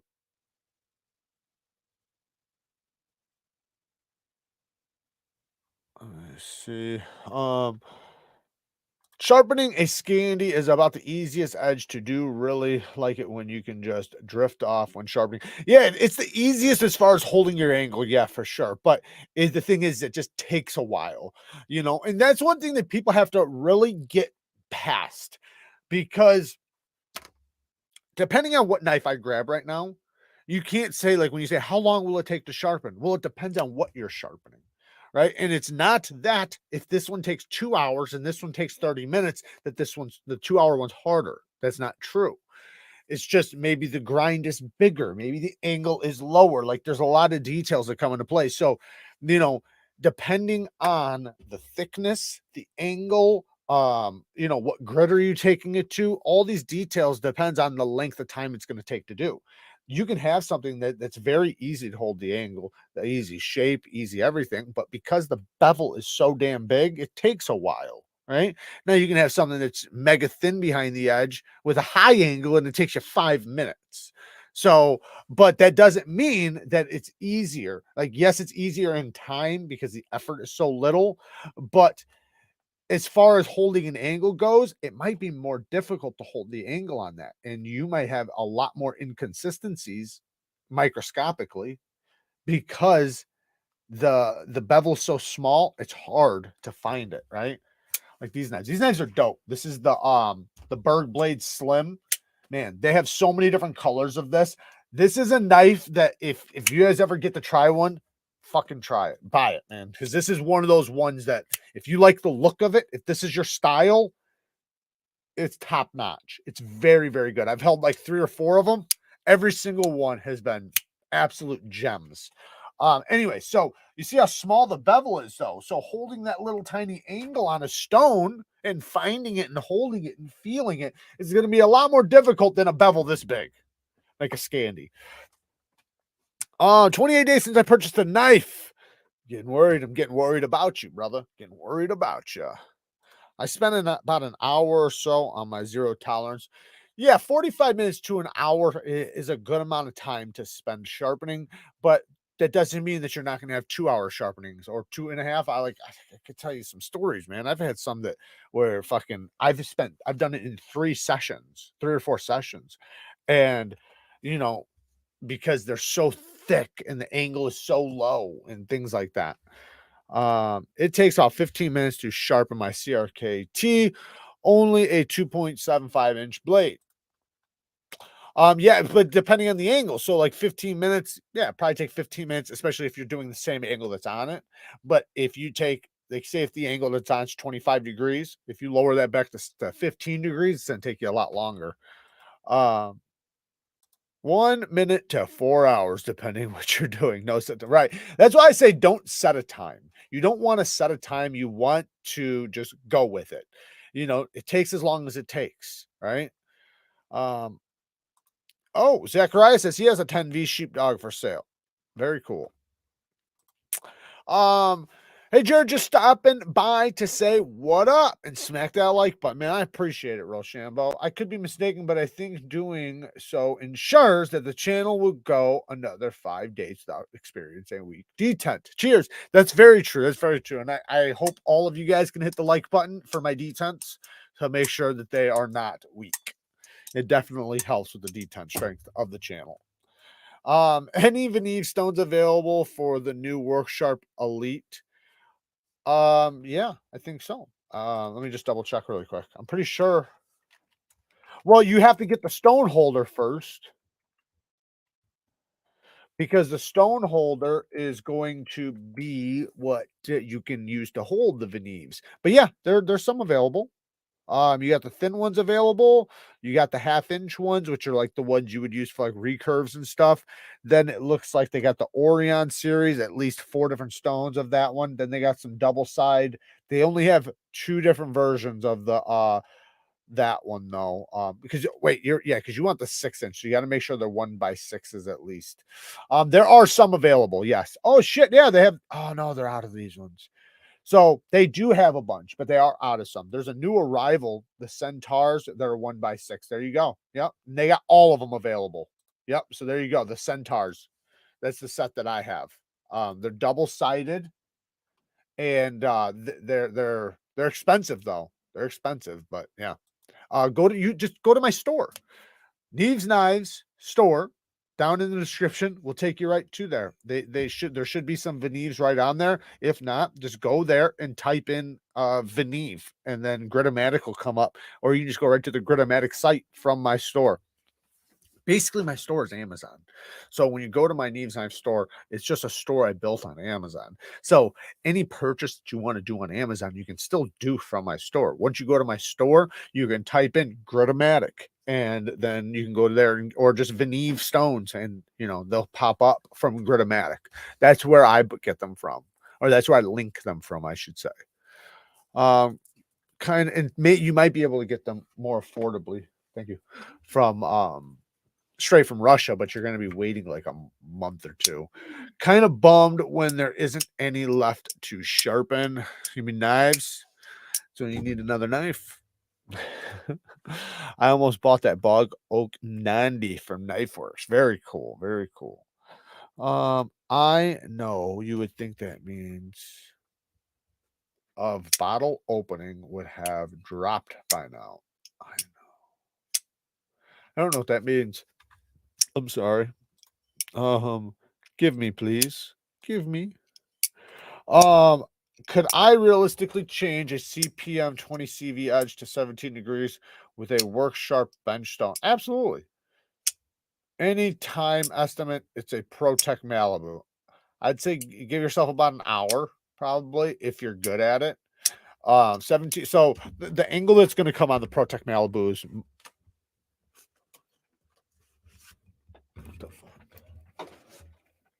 the angle that's going to come on the ProTech Malibu is about 20, 22.5, about 22 degrees, 20 to 22.5 degrees. So lowering back to 17 degrees is going to make your edge bevel bigger. So it's going to take more time. Your sharpening is going to start on the top of the bevel. So you're going to have to grind the steel from the top of the bevel down, the way you're supposed to. And it's going to take you time to get that the thickest part of the edge sharpened. So, if you're good at holding your angle and all that stuff, I would say it's probably going to take you about 45 minutes to an hour. Now, if you're not that great at it and you're going to take your time and things like that, maybe an hour and a half. Now, if you have a fixed angle system and it can just hold your angle, you could probably get it done in about 30 minutes. So 30, 45 minutes. The best knife that fits my hand is my Hephaestus. Yeah, that thing's a beast too. That thing's an absolute beast. I like my Hephaestus. What's your opinion on Maximet looking at a pair of 3 in it? So Maximet's great, but like I was saying earlier, I don't know if you were here earlier, chest hair. I know you were here, but I don't know if you were here when I was speaking about this. Somebody asked about S110V. Same animal, right? So S110V, you don't want to act like it's what it's not. Maximet is a high level, high performance cutting steel. So meaning it's edge retention, edge retention, edge retention, edge retention, no impact. So if you plan on being tough on your knife, meaning with impact, light duty prying, things like that, it's not the steel for you. But if you're only going to be cutting with it and literally doing like a lot of cutting, that's a great steel. Now, where it holds its edges in its working edge, a working edge would be like, say, its ability to cut paper cleanly, right? Its ability to cut paper cleanly. It holds that edge for a very long time. Its fine edge, it doesn't. So, like, let's say out of 100% edge retention, right? If you have 100% of its edge retention, about 20% of it is going to be fine edge. 80% is going to be working edge.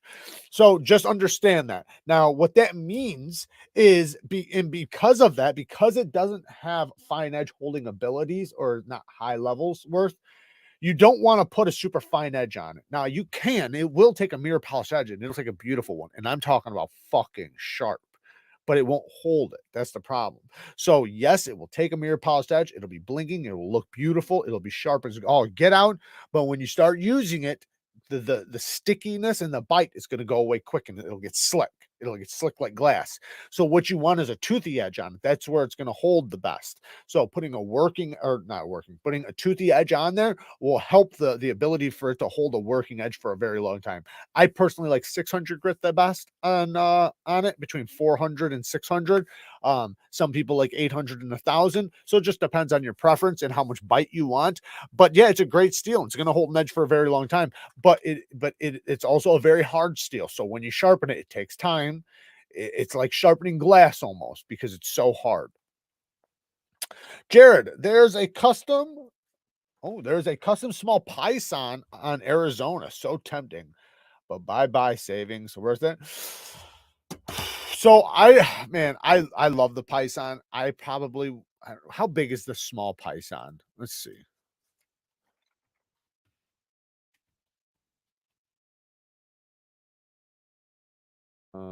Well, somebody just tell me, how big is the small Python? I don't feel like looking it up.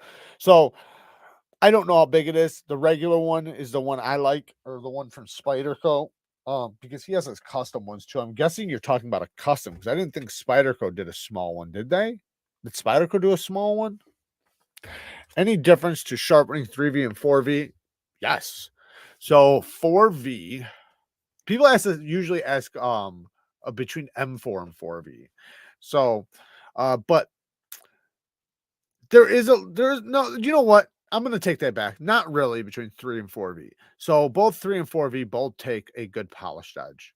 Very good polished edge. Actually, one of the most sharpest knives in my collection right now. Not the sharpest, but it's very, very sharp. Is 4V. Man, that thing is fucking sharp.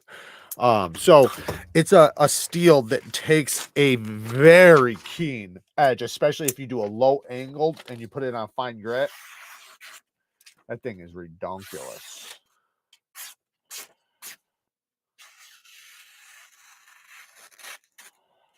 Oh, I almost did mess.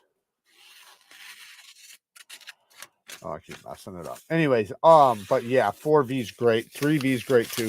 3V's tougher.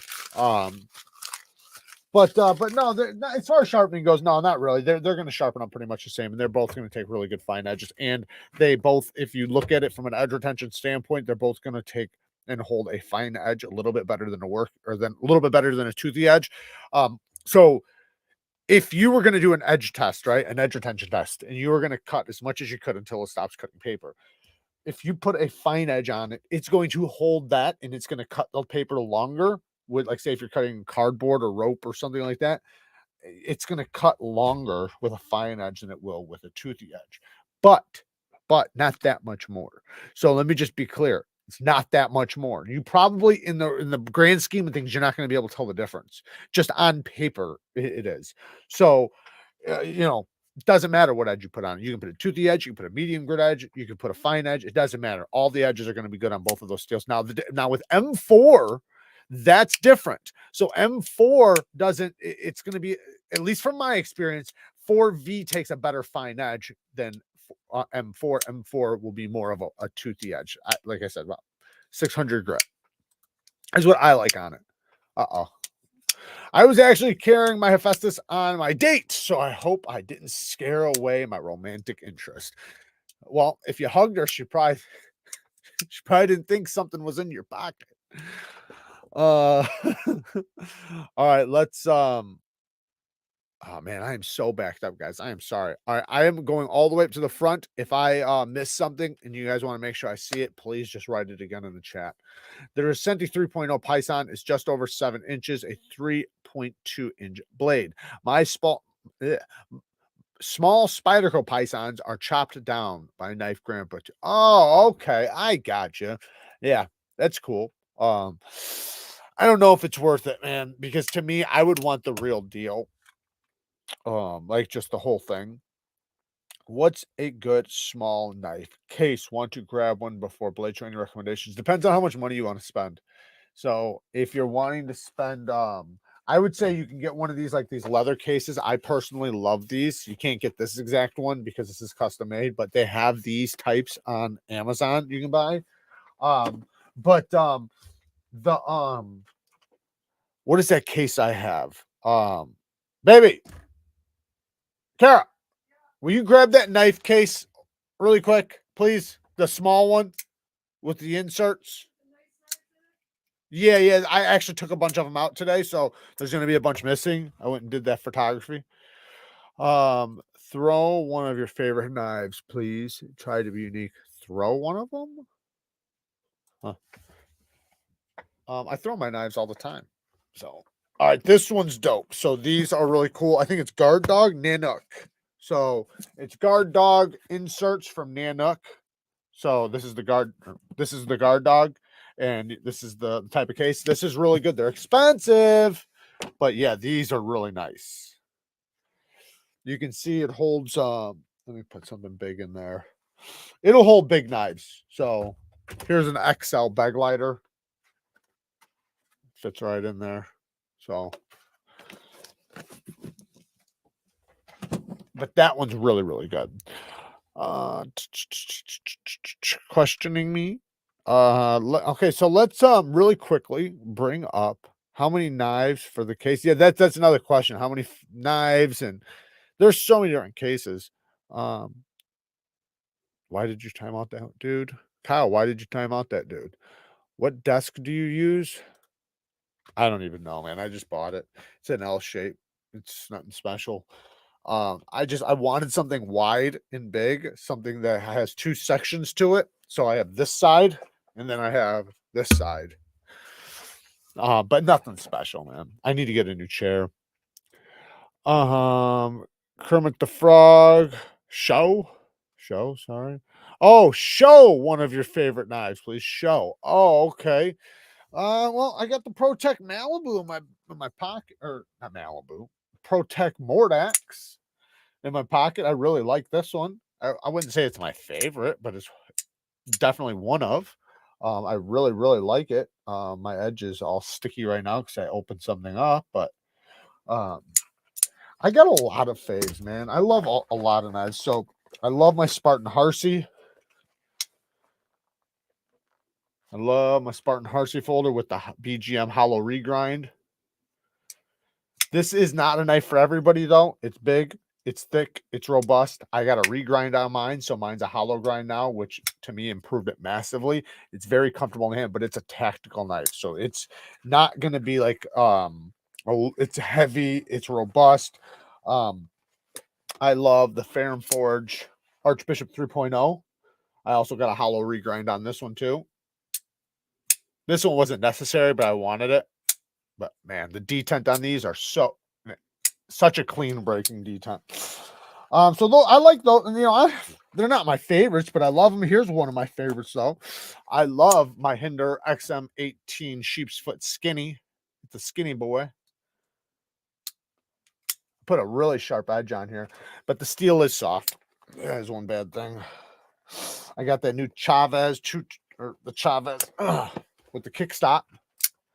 I'm liking this one. These are all fantastic knives.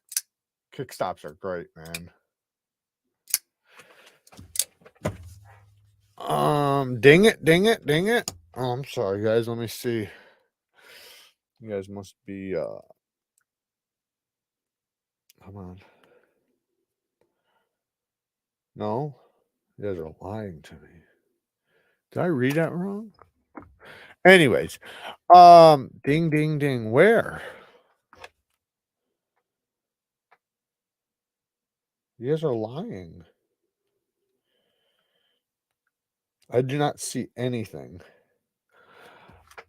Who sent something? Because I don't see it at all on either one of my devices. You guys are full of shit. Ding, ding, ding. Anyways, I like thumb studs. It's detent is wicked. Zero tolerance branding anyway. Okay. I want where to go? I want the K bar so badly, but I just spent $400 on a glass of wine. Yeah, probably. I can't spend too much on knives, but if my coworkers knew I spent around $200 each on my last 3 Spydercos, they'd probably think I was crazy. Yeah, for sure. A lot of people, I mean, that's how it goes, though, right? People just don't understand, but they also don't understand the market. Like I seen somebody bitching when I pulled up the FSD. It was like, this is $1,000 knife or an $800,000, whatever the fuck it was. Who would ever spend? I would never. You're a fool. You're an idiot. Only an idiot would do that. Oh, somebody ripped you off. And it's like, little do you know that if it was mine, which it wasn't, if it was mine and I wanted to, I could have sold it probably for like $1,300 and made $300 on it. Do you know what I mean? Like, people just don't understand that. They just don't know the market. It's kind of like not understanding gold, right? And being like, you paid how much for that gold bar? You fucking idiot. It's like, do you even know what you're talking about? Like, I could sell this for thousands of dollars.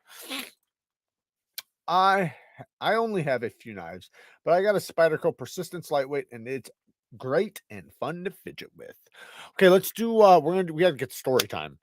Story time. So let's do scent of the day really quick. Now, the scent of the day, I actually have 2. So it's gonna be really quick, but some of you guys really like scent of the day. So I don't have it in the chat, but you can go to my Amazon link to my store and search for them. And I hate telling you guys to do that because normally I like to just link the stuff for you guys. That's my job, but this time I didn't. I had to rush in here. You guys know. Jungle of the King, Paris. It is probably the bluest fragrance I've ever smelt in my life. It's on another level of blue. It smells like blue raspberry lemonade and popsicle. So you guys know the blue popsicles, the old popsicles that came in a giant box, like 100 for like $1 or whatever, however much it was, but it was a big ass box. And the freezies, um, it smells like that, like the blue popsicle taste. I'm not just like that, identical. It's very sweet. It's very blue. It's very, so meaning like a fresh fragrance. It's a very fresh shower jelly, but not like shower gel. It's almost gourmand because of the blue raspberry ness. Man, it smells just like blue raspberry popsicle. Really good though. It's different. I've never smelled anything like this in my life. If you ever tried Hawas, it's a Middle Eastern fragrance. It has a sweetness level of that. So if you know Hawas, it's nothing like it. They're very, very different, two different fragrances, but the sweetness level and the way the fragrance is very similar. Anyways, this is really good shit. It's very potent. You're not going to be able, this isn't an everyday wearer. This is something you wear every once in a while. But it does get attention though. It gets a lot of attention when people smell you. They're like, wow, not that it's bad. Like they're like, wow, that smells good, but they've never smelt it before. So they're like, man, what is that? That's the way this is. Now, the next one is Pure XS. Pure XS. This, I ripped the top off because I fucking hated it. But it did have a top. It smells like Coca-Cola. Not cocaine, dickheads. Coca-Cola. So it literally smells like it has a little bit of, like Dr. Pepper and Coca-Cola have like a little bit of spice to it. Like the smell, it has a little tiny bit of like some sort of spice. You wouldn't say it's spicy, but it has a spice to it. So it has a little bit of that, and then it has like a bubbliness to it. So it really smells, it literally smells like kind of like a sweet Coca-Cola, like a cherry Coca-Cola. Pretty dope. It's unique. I got it because a lot of the girl reviewers that I watch that do men's fragrance reviews really were streaming about it, and I watched like 3 channels really talk about it.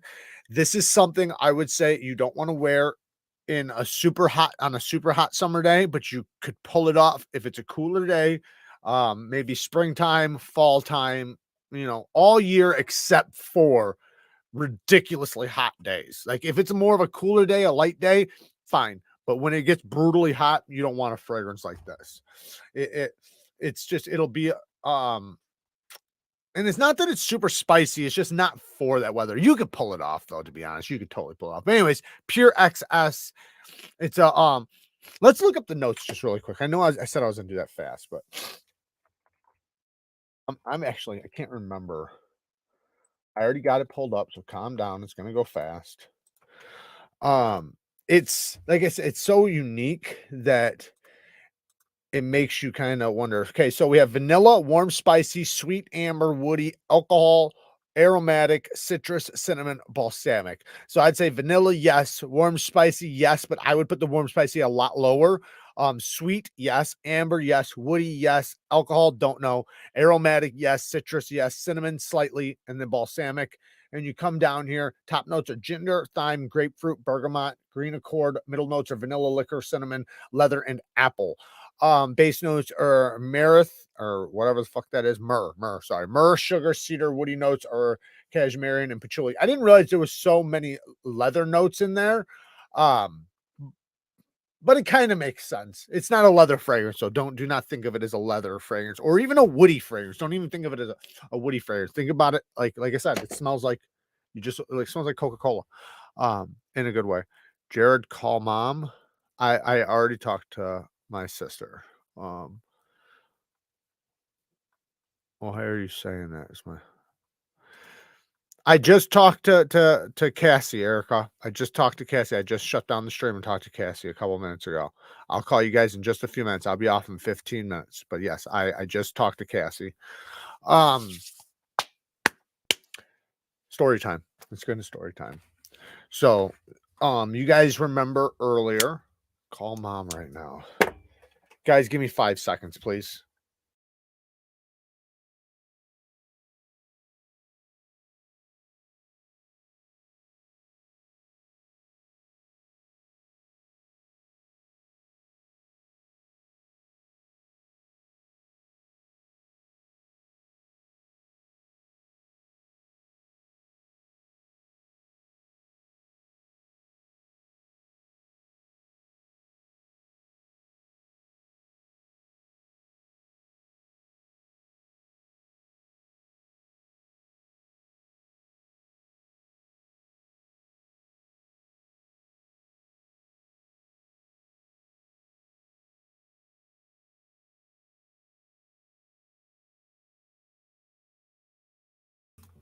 Sorry, guys. Sorry, guys.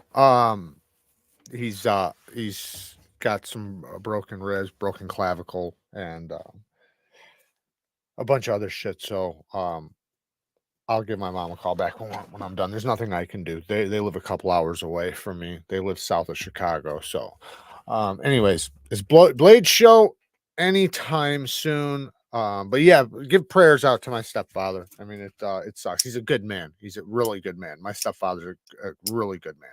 Is Blade show anytime soon? I really want to go, but I need the right papers. Yeah, it's like in 2 weeks. It's literally coming up right now. We're a lot of us in here are about to go. All right, so this is story time.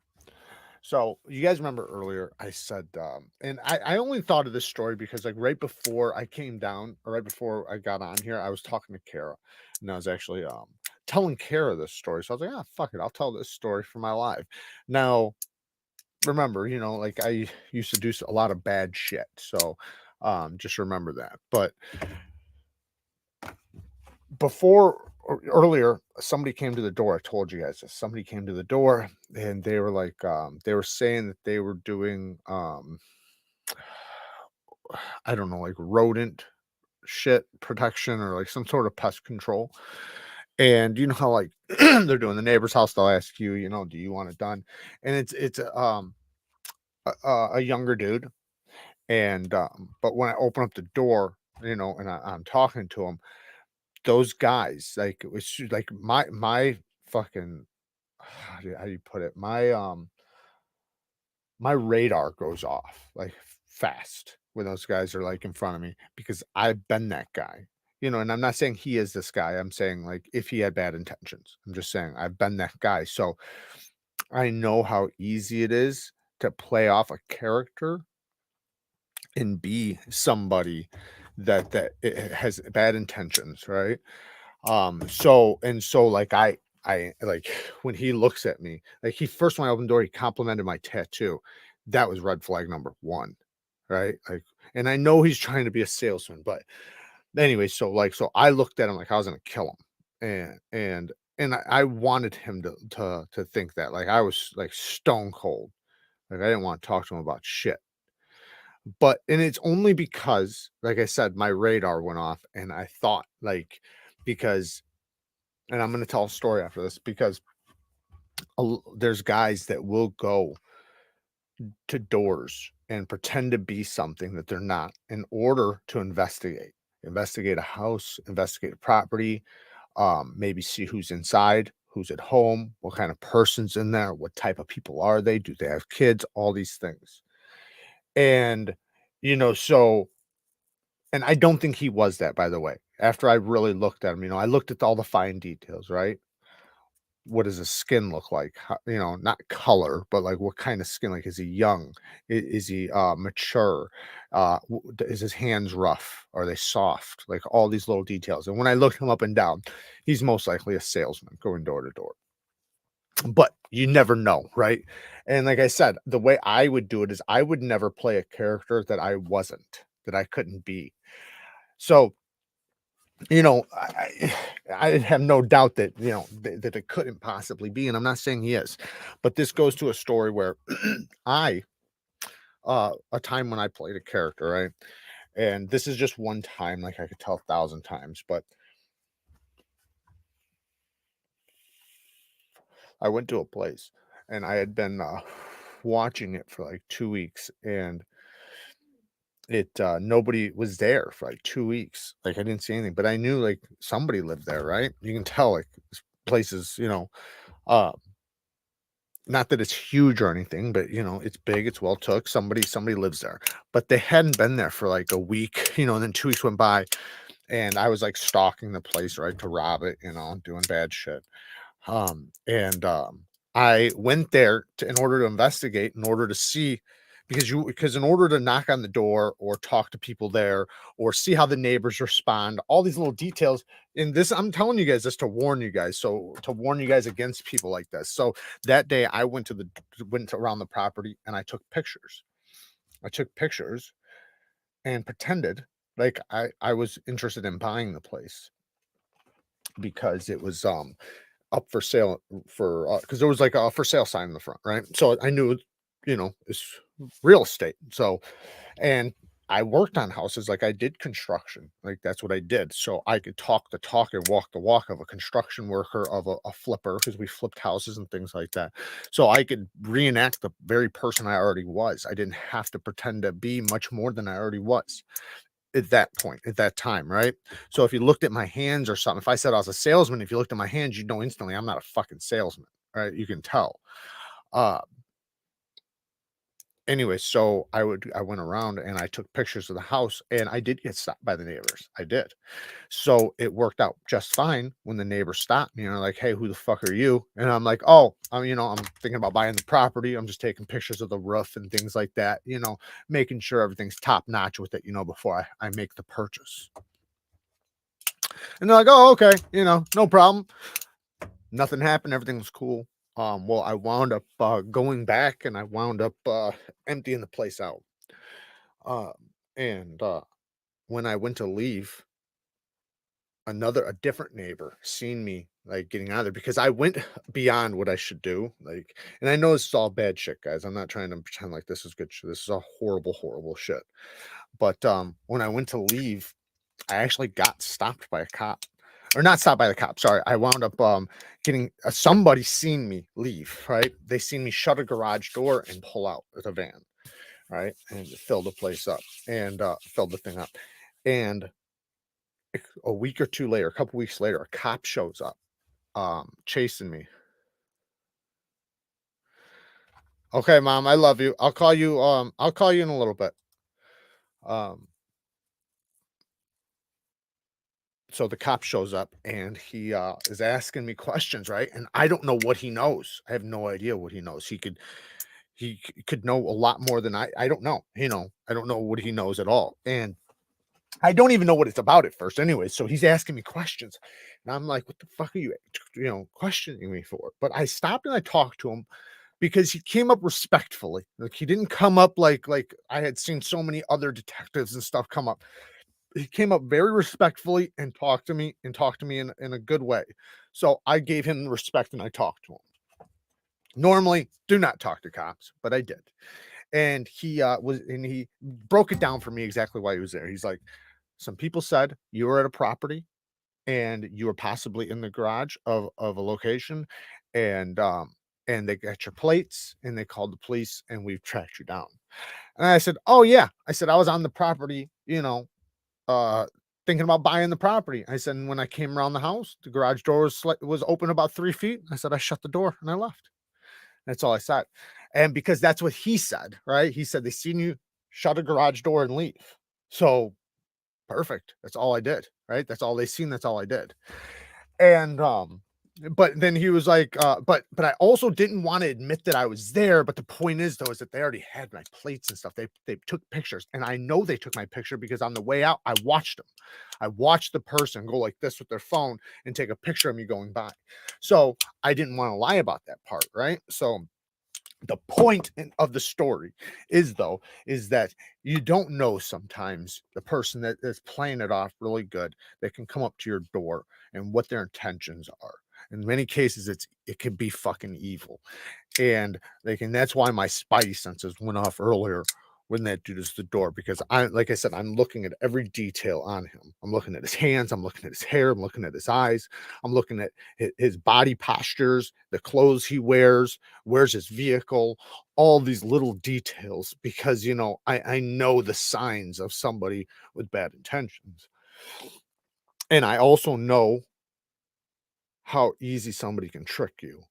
Right? We literally are in a time where it's like people don't wanna judge people. That's not good. Like, you should absolutely judge people, right? And I'm not saying, like like, judge them like, beyond what's reasonable, but you should absolutely, look at situations and, figure out whether or not their intentions are good. And the problem is in many cases, you can't know, right? You can't know. Like, I determined that he was probably a salesman based on his hands, his appearance, his skin tone, he didn't look rough, like, he didn't look like he had been through hard times, he looked like he was pretty young, fresh, things like that. But that doesn't mean anything, right? That doesn't mean anything, because him and his boys could literally be out scoping a neighborhood and looking for a mark. And that happens all the time. And they'll take and they'll talk really good, talk, very polite and nice, and compliment your tattoos and do things like that. So, since I've been that guy before, I know, and then what you're doing is you're showing up just and you're knocking on the door for a reason. You're knocking on the door for somebody to answer, to say, who's answering the door? Who else is in the house? Do they have children? How old are they? Are they wearing jewelry? Do they look well kept? Do they look like they can fight? Do they look like they're gonna pose a threat to you if you run into, what I mean? All these little details. You can look at the doors, you can get a closer look at the windows, you can look at the details and determine whether or not it's a good hit or not, or if it's not. Um, so like, like I said, when that guy came up, it totally reminded me of that one time, like, and I can name 1,000 other times, which is not good, by the way, that I can do that, but obviously, I'm just being honest. But yeah, man, it made me think of that story, though, about that one time when I did that, the, one of the many times I did that, and I can think of many others. Like, I would go to a door sometimes and would say something stupid, act like a dog was lost or something, in order just to talk to the person, to see what type of person they were, like I said, and everything I just mentioned. And sometimes you'd find out, like, if nobody was there. My house is booby trapped. I know it's probably illegal, but I don't care. Don't touch my windows. That's actually funny, and yes, it's crazy that that is actually illegal, and the reason why it's illegal is because if something happened to you and the paramedics had to come in, or the police, right? That's why it's illegal. So it's not. So this is the way you can get away with it: is you got to put a sign, a warning. So, like, say if you want to put up like a spike fence in your thing or something, so people don't run into your yard with their tires or something, and you want to put a bunch of spikes there, you can do it by just putting spikes, right? Put a little sign that says spike, at least as far as I know, in a lot of the states. I can't, there's some states I'm sure it's very illegal to even do it, even with a sign. So don't ask me if, if it's legal or not. Dukes of Hazzard with the 2 bones. I'm at work, fucking. Well, good for you. Keep working. Work hard, man. Hard work. It's good shit. Police officers just want you to put yourself somewhere a crime happened. Rest of the case is easy. Retired big city detective here. Just saying, yeah, but not if, like, okay, so he wanted giving me information. I didn't even give. He wanted to tell him, like, the person that owns the place wasn't there. They were in a nursing home and they were about to lose the property, and they had serious mental issues and everything. So no, I didn't have no risk of anything. I was there looking at a house to buy it. So you didn't have me at a crime scene. There wasn't a crime scene. That's the thing. if I wouldn't have, and they already had my plates, so it doesn't matter. I was already there. They already knew I was there. And if they already had everything they wanted, they would have just arrested me. They didn't need me to tell them anything if they already knew. But they didn't. They only had me there, right? But why was I there? I'm not admitting that I was there doing anything bad. I'm admitting I was there to buy the property, to look at the property, to just investigate it. And and I've dealt, dude, I've dealt with, I couldn't tell you how many damn cops, man. Detectives, I've been interrogated dozens of times. And I know how to talk to cops. I know how to stop talking to them, because that's actually the way that you do it. You just don't talk to them. Don't talk to them. Always ask for a lawyer. And never tell them anything, because when they're asking you questions, like if they already have you dead to rights, they don't need to ask any questions. They'll just arrest you and charge you. You know, when they start reading you your rights and shit, that's when you gotta, that's when they probably are gonna interrogate you and fucking start questioning you, and then don't talk to them, because if they have to talk to you, then that means they need more information. They wouldn't need, if they didn't need information, then they wouldn't be talking to me. So um let me catch up. At the beginning of my driveway, behind the trash can, I have a sign that says, "Please don't feed the bears." That's actually funny. It's funny as hell. Don't be sorry to be a bother, but could you show your most unique knife in your opinion? Maybe your biggest one too, if you want. I don't have all my knives here. Like, yeah, I'm in my studio, so I have a lot of knives right here, but I don't know if I have. My biggest knife would be these two, a Quichetti and a Kukri. Shout out to Seems Logical. Um, and then the Quichetti. As far as fixed blades go, right? But you're probably talking about folders. My biggest folder I don't have in here, so I can't show you that. I have a big one right here if you want to see it. Here's a big ass one. This is a pretty big folder. It's not my biggest, but it's a big ass folder. This is the USMC Fighter. It pays homage to the K-bar. Mine's broken in so nicely. Anyways, but yeah, I just don't have them all here. What was the most unique? I don't have the most unique ones here, but I do have one unique one right here. This is the Factor. This is ran off of magnets. I'm sure you've seen this. So the lock is a magnet, and the detents are magnets. There's a magnet here and a magnet here. This is the first one, so it's a double magnet. And listen, it's so nice. Such a nice detent. But man, I got a lot of unique knives though. So I'm not, that's a very unique one though. But yeah, no bother at all. Do you have a sheepdog or stovepipe?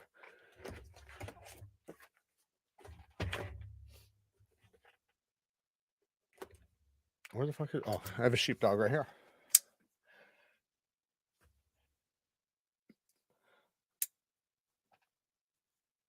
I love the sheepdogs. I have a bunch of sheepdogs. Like earlier, I was pulling up my 10V one in brown micarta. Another knife that's similar to this, but possibly even better, which this is really good quality. Don't get me wrong. But this one, it's a little bit smaller, but damn it, it's a lot smaller actually. But it's really good though, man. The Berg Blade Slim is so good. The lockup, like the feeling of when you slow roll a knife open and the lock just engages. That's the way this is. But there's no kill like overkill as one. Okay. All right. What is my most expensive knife? My most expensive knife at the moment is this a Rockstead Rio. Now I have knives that are very like I have XM24s that have titanium like Timascus scales. So that could probably be considered a pretty fucking expensive knife. And I have lots of other knives in between that. This one's about $1,900 and it is a Rockstead button lock Ryu or Rio, sorry, Rio. And it has a clip, the clip pops up like that. I love the back end of this thing. It looks like a fucking Porsche to me or a car. I think a lot of knives kind of look like cars. Then it has since the clip goes in there, it's very comfortable, and it has a 66 HRC blade, ridiculously sharp. And yeah, 66 HRC is very hard. Has a nice sound to it. It's not like a ball bearing action. It's a washer action. I wish they would do a ball bearing action, but they really like extremely tight tolerances. Like this is probably the tightest tolerance knives I've ever experienced are Rocksteads. But like I said, they have like a Sebenza action. It's literally like a Sebenza. Listen to that. That's a nice lock. Nice strong one too. Feel no play any direction. They do an incredible job. There's a reason why these things are so expensive. But yeah, I have quite a few expensive knives. I've been very blessed. Mr. Amazing he's bought me aside from this one Kara bought me, but Mr. Amazing bought me knives that I never could have afforded. Like even like some of my let me just grab one actually. Like my Cheryl Goroffs. Like it was originally like $1,100. Now I could probably sell this for like $1,500. They don't make them anymore. It's a monkey edge frag pattern. Mine still has the factory edge on it, I think. Have I resharpened it? No. I think it still has the factory edge on it. Yeah. It's not that sharp anymore. But super good flipper, man. Look at that. Fucking Cheryl Goroff, man. They have like multi-row bearings. I'm not sure if this one's multi-row. I've taken it apart before. I forgot. It even has a detent under the clip to stop it from any shifting. There's a lot of little details on a Shuro. And yeah, I have a couple Shuros that like Mr. Amazing got me, and many other knives. A Rockstead. He also got me a Rockstead Higo. All right, guys. Let me. I'm gonna read a few more comments, and then we're gonna take off. For Blade Show, for my son and I. Any tips for the first time? Also, do I just put the knives we purchased in my checked luggage on the way home, or mail them? Put them in your checked luggage. Just make sure they're in pouches or boxes. Pouches are the best. That's what I usually do. I usually just bring some sort of pouch. Leave a couple empty spaces. That way you can put more knives in. That's what I would do. So make sure you bring a pouch. Put them under the plane, and when you go there, if I can give you any tips, wear good shoes, wear shoes that are comfortable. Your feet you're going to go through some feet pain, so because it's almost like you're dancing for 8 hours, each day, because you're walking, around people and it's just a weird movement that you're probably not used to. So wear really comfortable shoes, good shoes, bring water, if you're going to bring a bag to carry stuff and like have supplies, bring a sling bag, because that way you can carry a water bottle, which you're going to want to refill and reuse and blah, blah, blah. So make sure you bring a water bottle, bring good shoes, and yeah, have fun. I'll say this too. Here's one other thing I got to say. Unless if you have a plan to get a specific thing, like if you have a plan, you're like, I've got to get a Keennison, or I've got to get a Rosie, or I've got to get an Area, whatever the fuck you want to get. Have that plan set, so as soon as you walk in, you go right there. But if you don't have that, idea and that mindset, and you have an idea or a mindset of just winging it, save your money and walk the show. Wait till the second day. buy stuff on the second day. And I say that because you're going to be so tempted, but you might see something, and especially with some boots, because there'll be knife dealers there and they'll be selling this knife for 500. And you'd be like, oh man, I should take that. Then you'll go over down here and be like, the same damn knife, just a different color, is 400. Or, and I'm not saying that happens a lot, but it can happen from knife dealers and stuff. But what is going to happen is you're going to run into knives you wish you would have saved your money for. Like, oh man, I really wish I would have bought this instead of this. And if you just would have waited, you could have. So walk the show, see as much as you can, have a plan of attack for the second day, come back the second day, and then get that money. Another thing, bring cash. You will have to pay a 5% more if you use card. So bring a stack of cash with you. And bring extra cash, by the way, because even if you're like, I'm not going to spend more than $500, you're going to be pissed if you show up and you find something that's $525, right? Bring a little extra just in case. That's pretty badass. How well does that clip ride in the pocket? It rides just fine.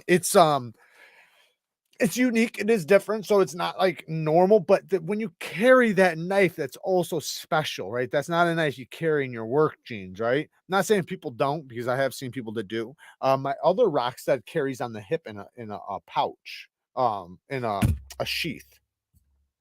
So, but that one, yeah, it works just fine. It's a little different, but it works. I love that when it goes back in, how comfortable it is in the hand.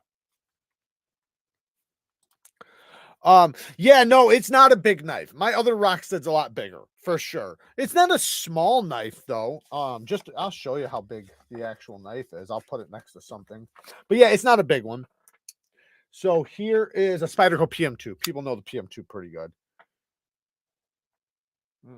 Right there. So it's about the size of the PM2, maybe a little tiny bit shorter than the PM2. So, I mean, it is a little bit shorter, so not quite as big as a PM2, but it's slim, it's slim, but the blade is robust though. Their blade steel is phenomenal though. They do a really good job with their heat treat. Do you prefer Swiss Army knives or Leathermans?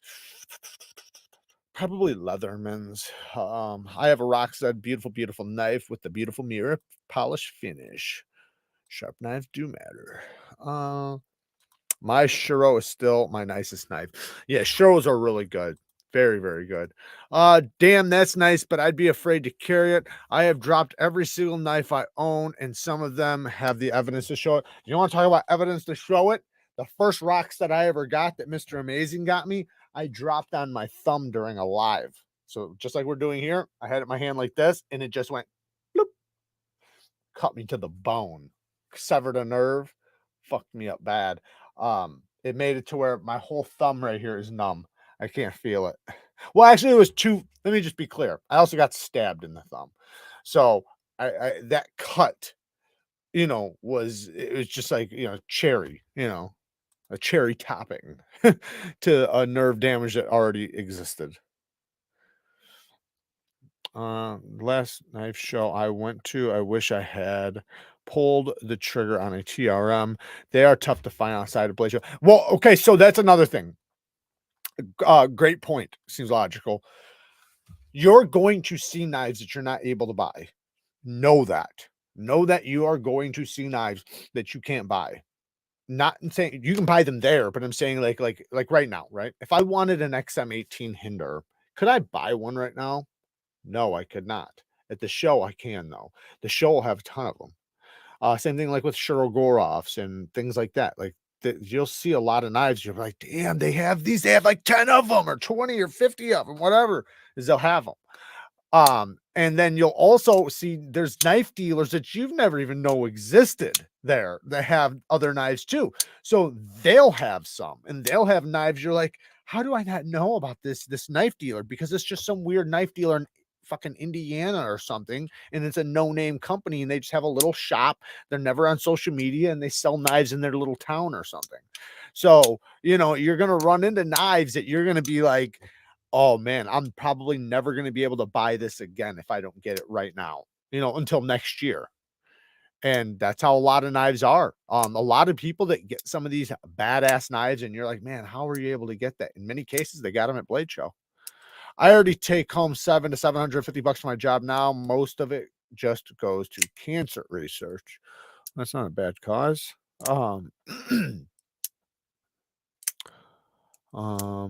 Oh yeah, that was a really bloody outro when you dropped that knife. Props to the showmanships though. You kept going another 5 minutes to properly end out the live. Yes, I did. Gotta keep working, man. Keep working. Finish the day off. Um, I gotta get ready for work for an all-nighter. Good luck, Lanny. And yeah, man. Hopefully you have a good night at work. Hopefully it goes well. Federal agents never rest, my friend. You will absolutely not buy the knife you are going there for if you walk around first. That's if you plan on something. But if you don't plan on something, then you can walk around.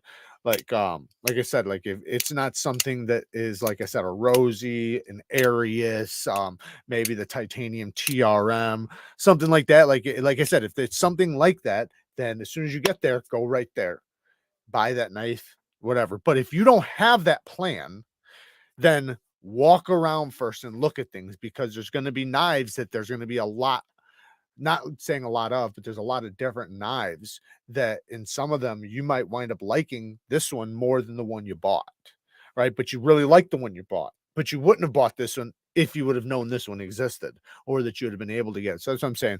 Walk around a little bit. Personally, for me, I just could care less about showing up and getting. Trust me, I want an Arius and I want a Rosie, but I don't have the time or the effort to go in and stand at their fucking booth in a line that's 2 hours long and miss the rest of the show. Like, that's not me, and I'm not sleeping outside in the dirt. And for the guys who do, hats off to them. Let them do it. I have friends that do it, but I'm gonna be in the show early anyways because I'm gonna have a thing. But I'm not gonna take advantage of that though. I'm not gonna go around and buy the very knives that everybody else stands in line to get in order because I'm in there first. I promise you guys I wouldn't do that. That's just not my style. And I try to hold pretty good to my integrity now. So but but yeah, and some companies won't let you do it anyways. Like Rock or the Rosies, as far as I know, Oz, they won't let you do that. I do not have a booth, but I will be at booths. I will be walking around boothing it. Um, do you think there's $60 worth of edge retention in Van X over N690? Yeah, absolutely. So you're gonna get about as good, like, so N690 for me personally, the steel, it's like 9 CR. That's what that for me, that's what I get. I get about 9 CR edge retention. Sometimes I've had some that was as good as 154 CM, but usually it's about on par with 10 CR, OS 10, and like 9 CRs, like right there in that area. That's where I'm usually at with edge retention on that. Van X is gonna be like 20 CV that's good heat treated 20 CV. So yeah, it's gonna be a lot better. I'm not sure exactly what the per feet edge retention would be, but you can go and look up OS 10 edge retention versus good 20 CV. Good 20 CV, like I think, if I'm not mistaken, I think it like cuts like 800 cuts in rope or something before it stops shaving paper on a 1-inch section. While N690 would probably be like 150 cuts, maybe 200, maybe. I don't know. I don't know exactly. Um, Neves owns mountains. I wish I owned mountains. Please, if anyone can see if you can handle a Spyderco Micro Jimbo to see how it feels in the hand. The Micro Jimbo. Oh yeah, I forgot. Yeah, no, I'm probably gonna try to get one of those. I didn't even think about that. Yeah, thank you. Yeah, I'm probably gonna try to get one. Um, we we should do next live where we scope out the vendors who will be at Blade Show and showcase their knives and where they will be on the map. Yeah, we can do that. Actually, we will do that. We'll definitely check that out. We'll check out the map. Hopefully, all you guys that are going, come up to me, say what's up. I love to meet you. Please do not pass me by, because last year in Texas it was awesome. Everybody came up and it was great. But last year, I could hear and feel people like pointing and wanting to come up, but they just didn't. And I felt bad because I wanted them to, right? And you know, it's weirder for me to act like I heard you and walk over there, right? So, you know, and I also don't know, you know, if they like me or not. Just because they see me, they could fucking hate me. So I don't know why they would, but you know, you never know. So, you know, I let people come up to me, and I hate the thought of somebody wanting to come up and say hi and not doing it. Please come up and say hi. I want all the pictures I can get with everybody. I want, you know, to hang out and have all the conversations I can. I absolutely love people and I love talking to people. So I am the guy when it comes to having a conversation. I am ready to talk, I promise you. Jared, were you surprised that Hinder Collector was that tall? No. I never I didn't, I guess I didn't even, you know, think about it. I mean, I'm 6 foot, so you know, he was, I don't know how tall he is, 6'3" or something. So when you're 6 foot and people are like, you know, 6'4" and less, you know, they're not that much taller than you. So, you know, he was tall, but I don't think about that too much. You know who stands out as tall? You want to talk about fucking tall? Wait till you see LTK. LTK is like 6'6". He's a beast. So when you start getting up that high, then it's like, damn, yeah, this dude's tall. But no, yeah, I don't know exactly how tall dude is, but Brent, but but you know, I just didn't think about it, I guess. But I can understand why some people like Carol, right? When somebody walks up that's really tall to Kara, even like me, like I tower over Kara. Kara's not even up to my shoulder. So when, you know, when I'm standing there like next to Kara, to her, she's like, you know, like this. But when, you know, when and I understand, because there's a lot of guys that are shorter too, right? So they're gonna notice that a lot more than somebody like me. We need to have a knife made out of a custom magnesium Porsche wheel for Jared and wrap it in Porsche custom leather. That'd be great.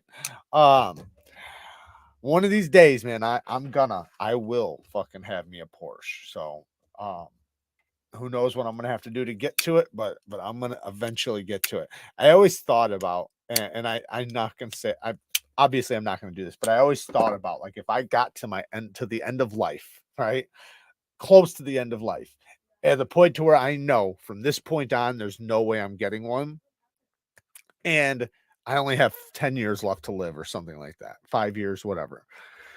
Would I be willing to do the worst thing possible to get one? Right? And I used to think yes in the past, because, you know, dude, I can't tell you how much I love Porsches. Like, I fucking love them so much. And I want to drive one so bad. But now, you know, obviously I'm not going to do that. But I always thought that's how much I love them, that I always thought I would. You know, like, and somebody asked me one time, if you had can't, or if you found out you only had like 6 months to live, what are you doing? Going right to the fucking going right to somebody who owns a Porsche and fucking taking their shit. Um, no, I'm just joking. Anybody knows if I can open carry in there? Thank you, Chris Jones. As far as I know, I think so.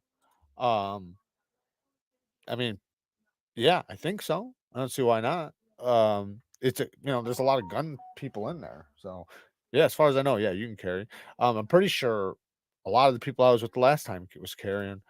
Older Porsches are actually relatively affordable. Yeah, you definitely can carry. Yes, you can. I'm positive you can carry. Older Porsches are actually relatively affordable. Actually, the older ones are fucking going up there. Like the years that I love. Like like a 94 964 is outrageously expensive now.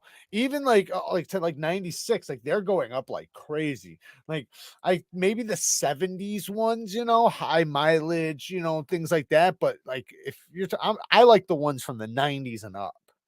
Not saying I don't love the old ones too, because I do, but where I'm at with the ones that I'm really passionate about are the 90s and up, right? So, and those ones are expensive.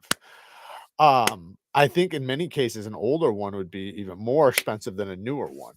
Not Let me be clear. I'm not saying like the actual price tag will be more expensive. I'm saying like an older one with miles will be very close in price to a brand new one with no miles.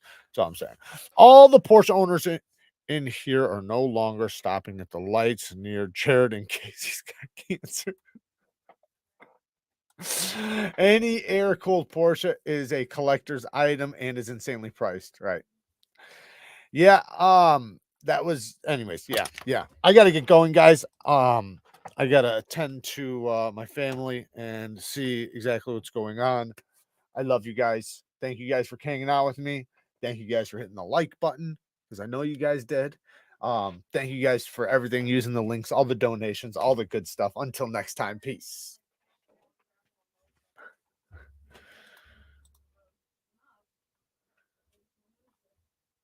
Vertical positions. What the heck? Why won't it end? Vertical positions of the pedals are so unnatural.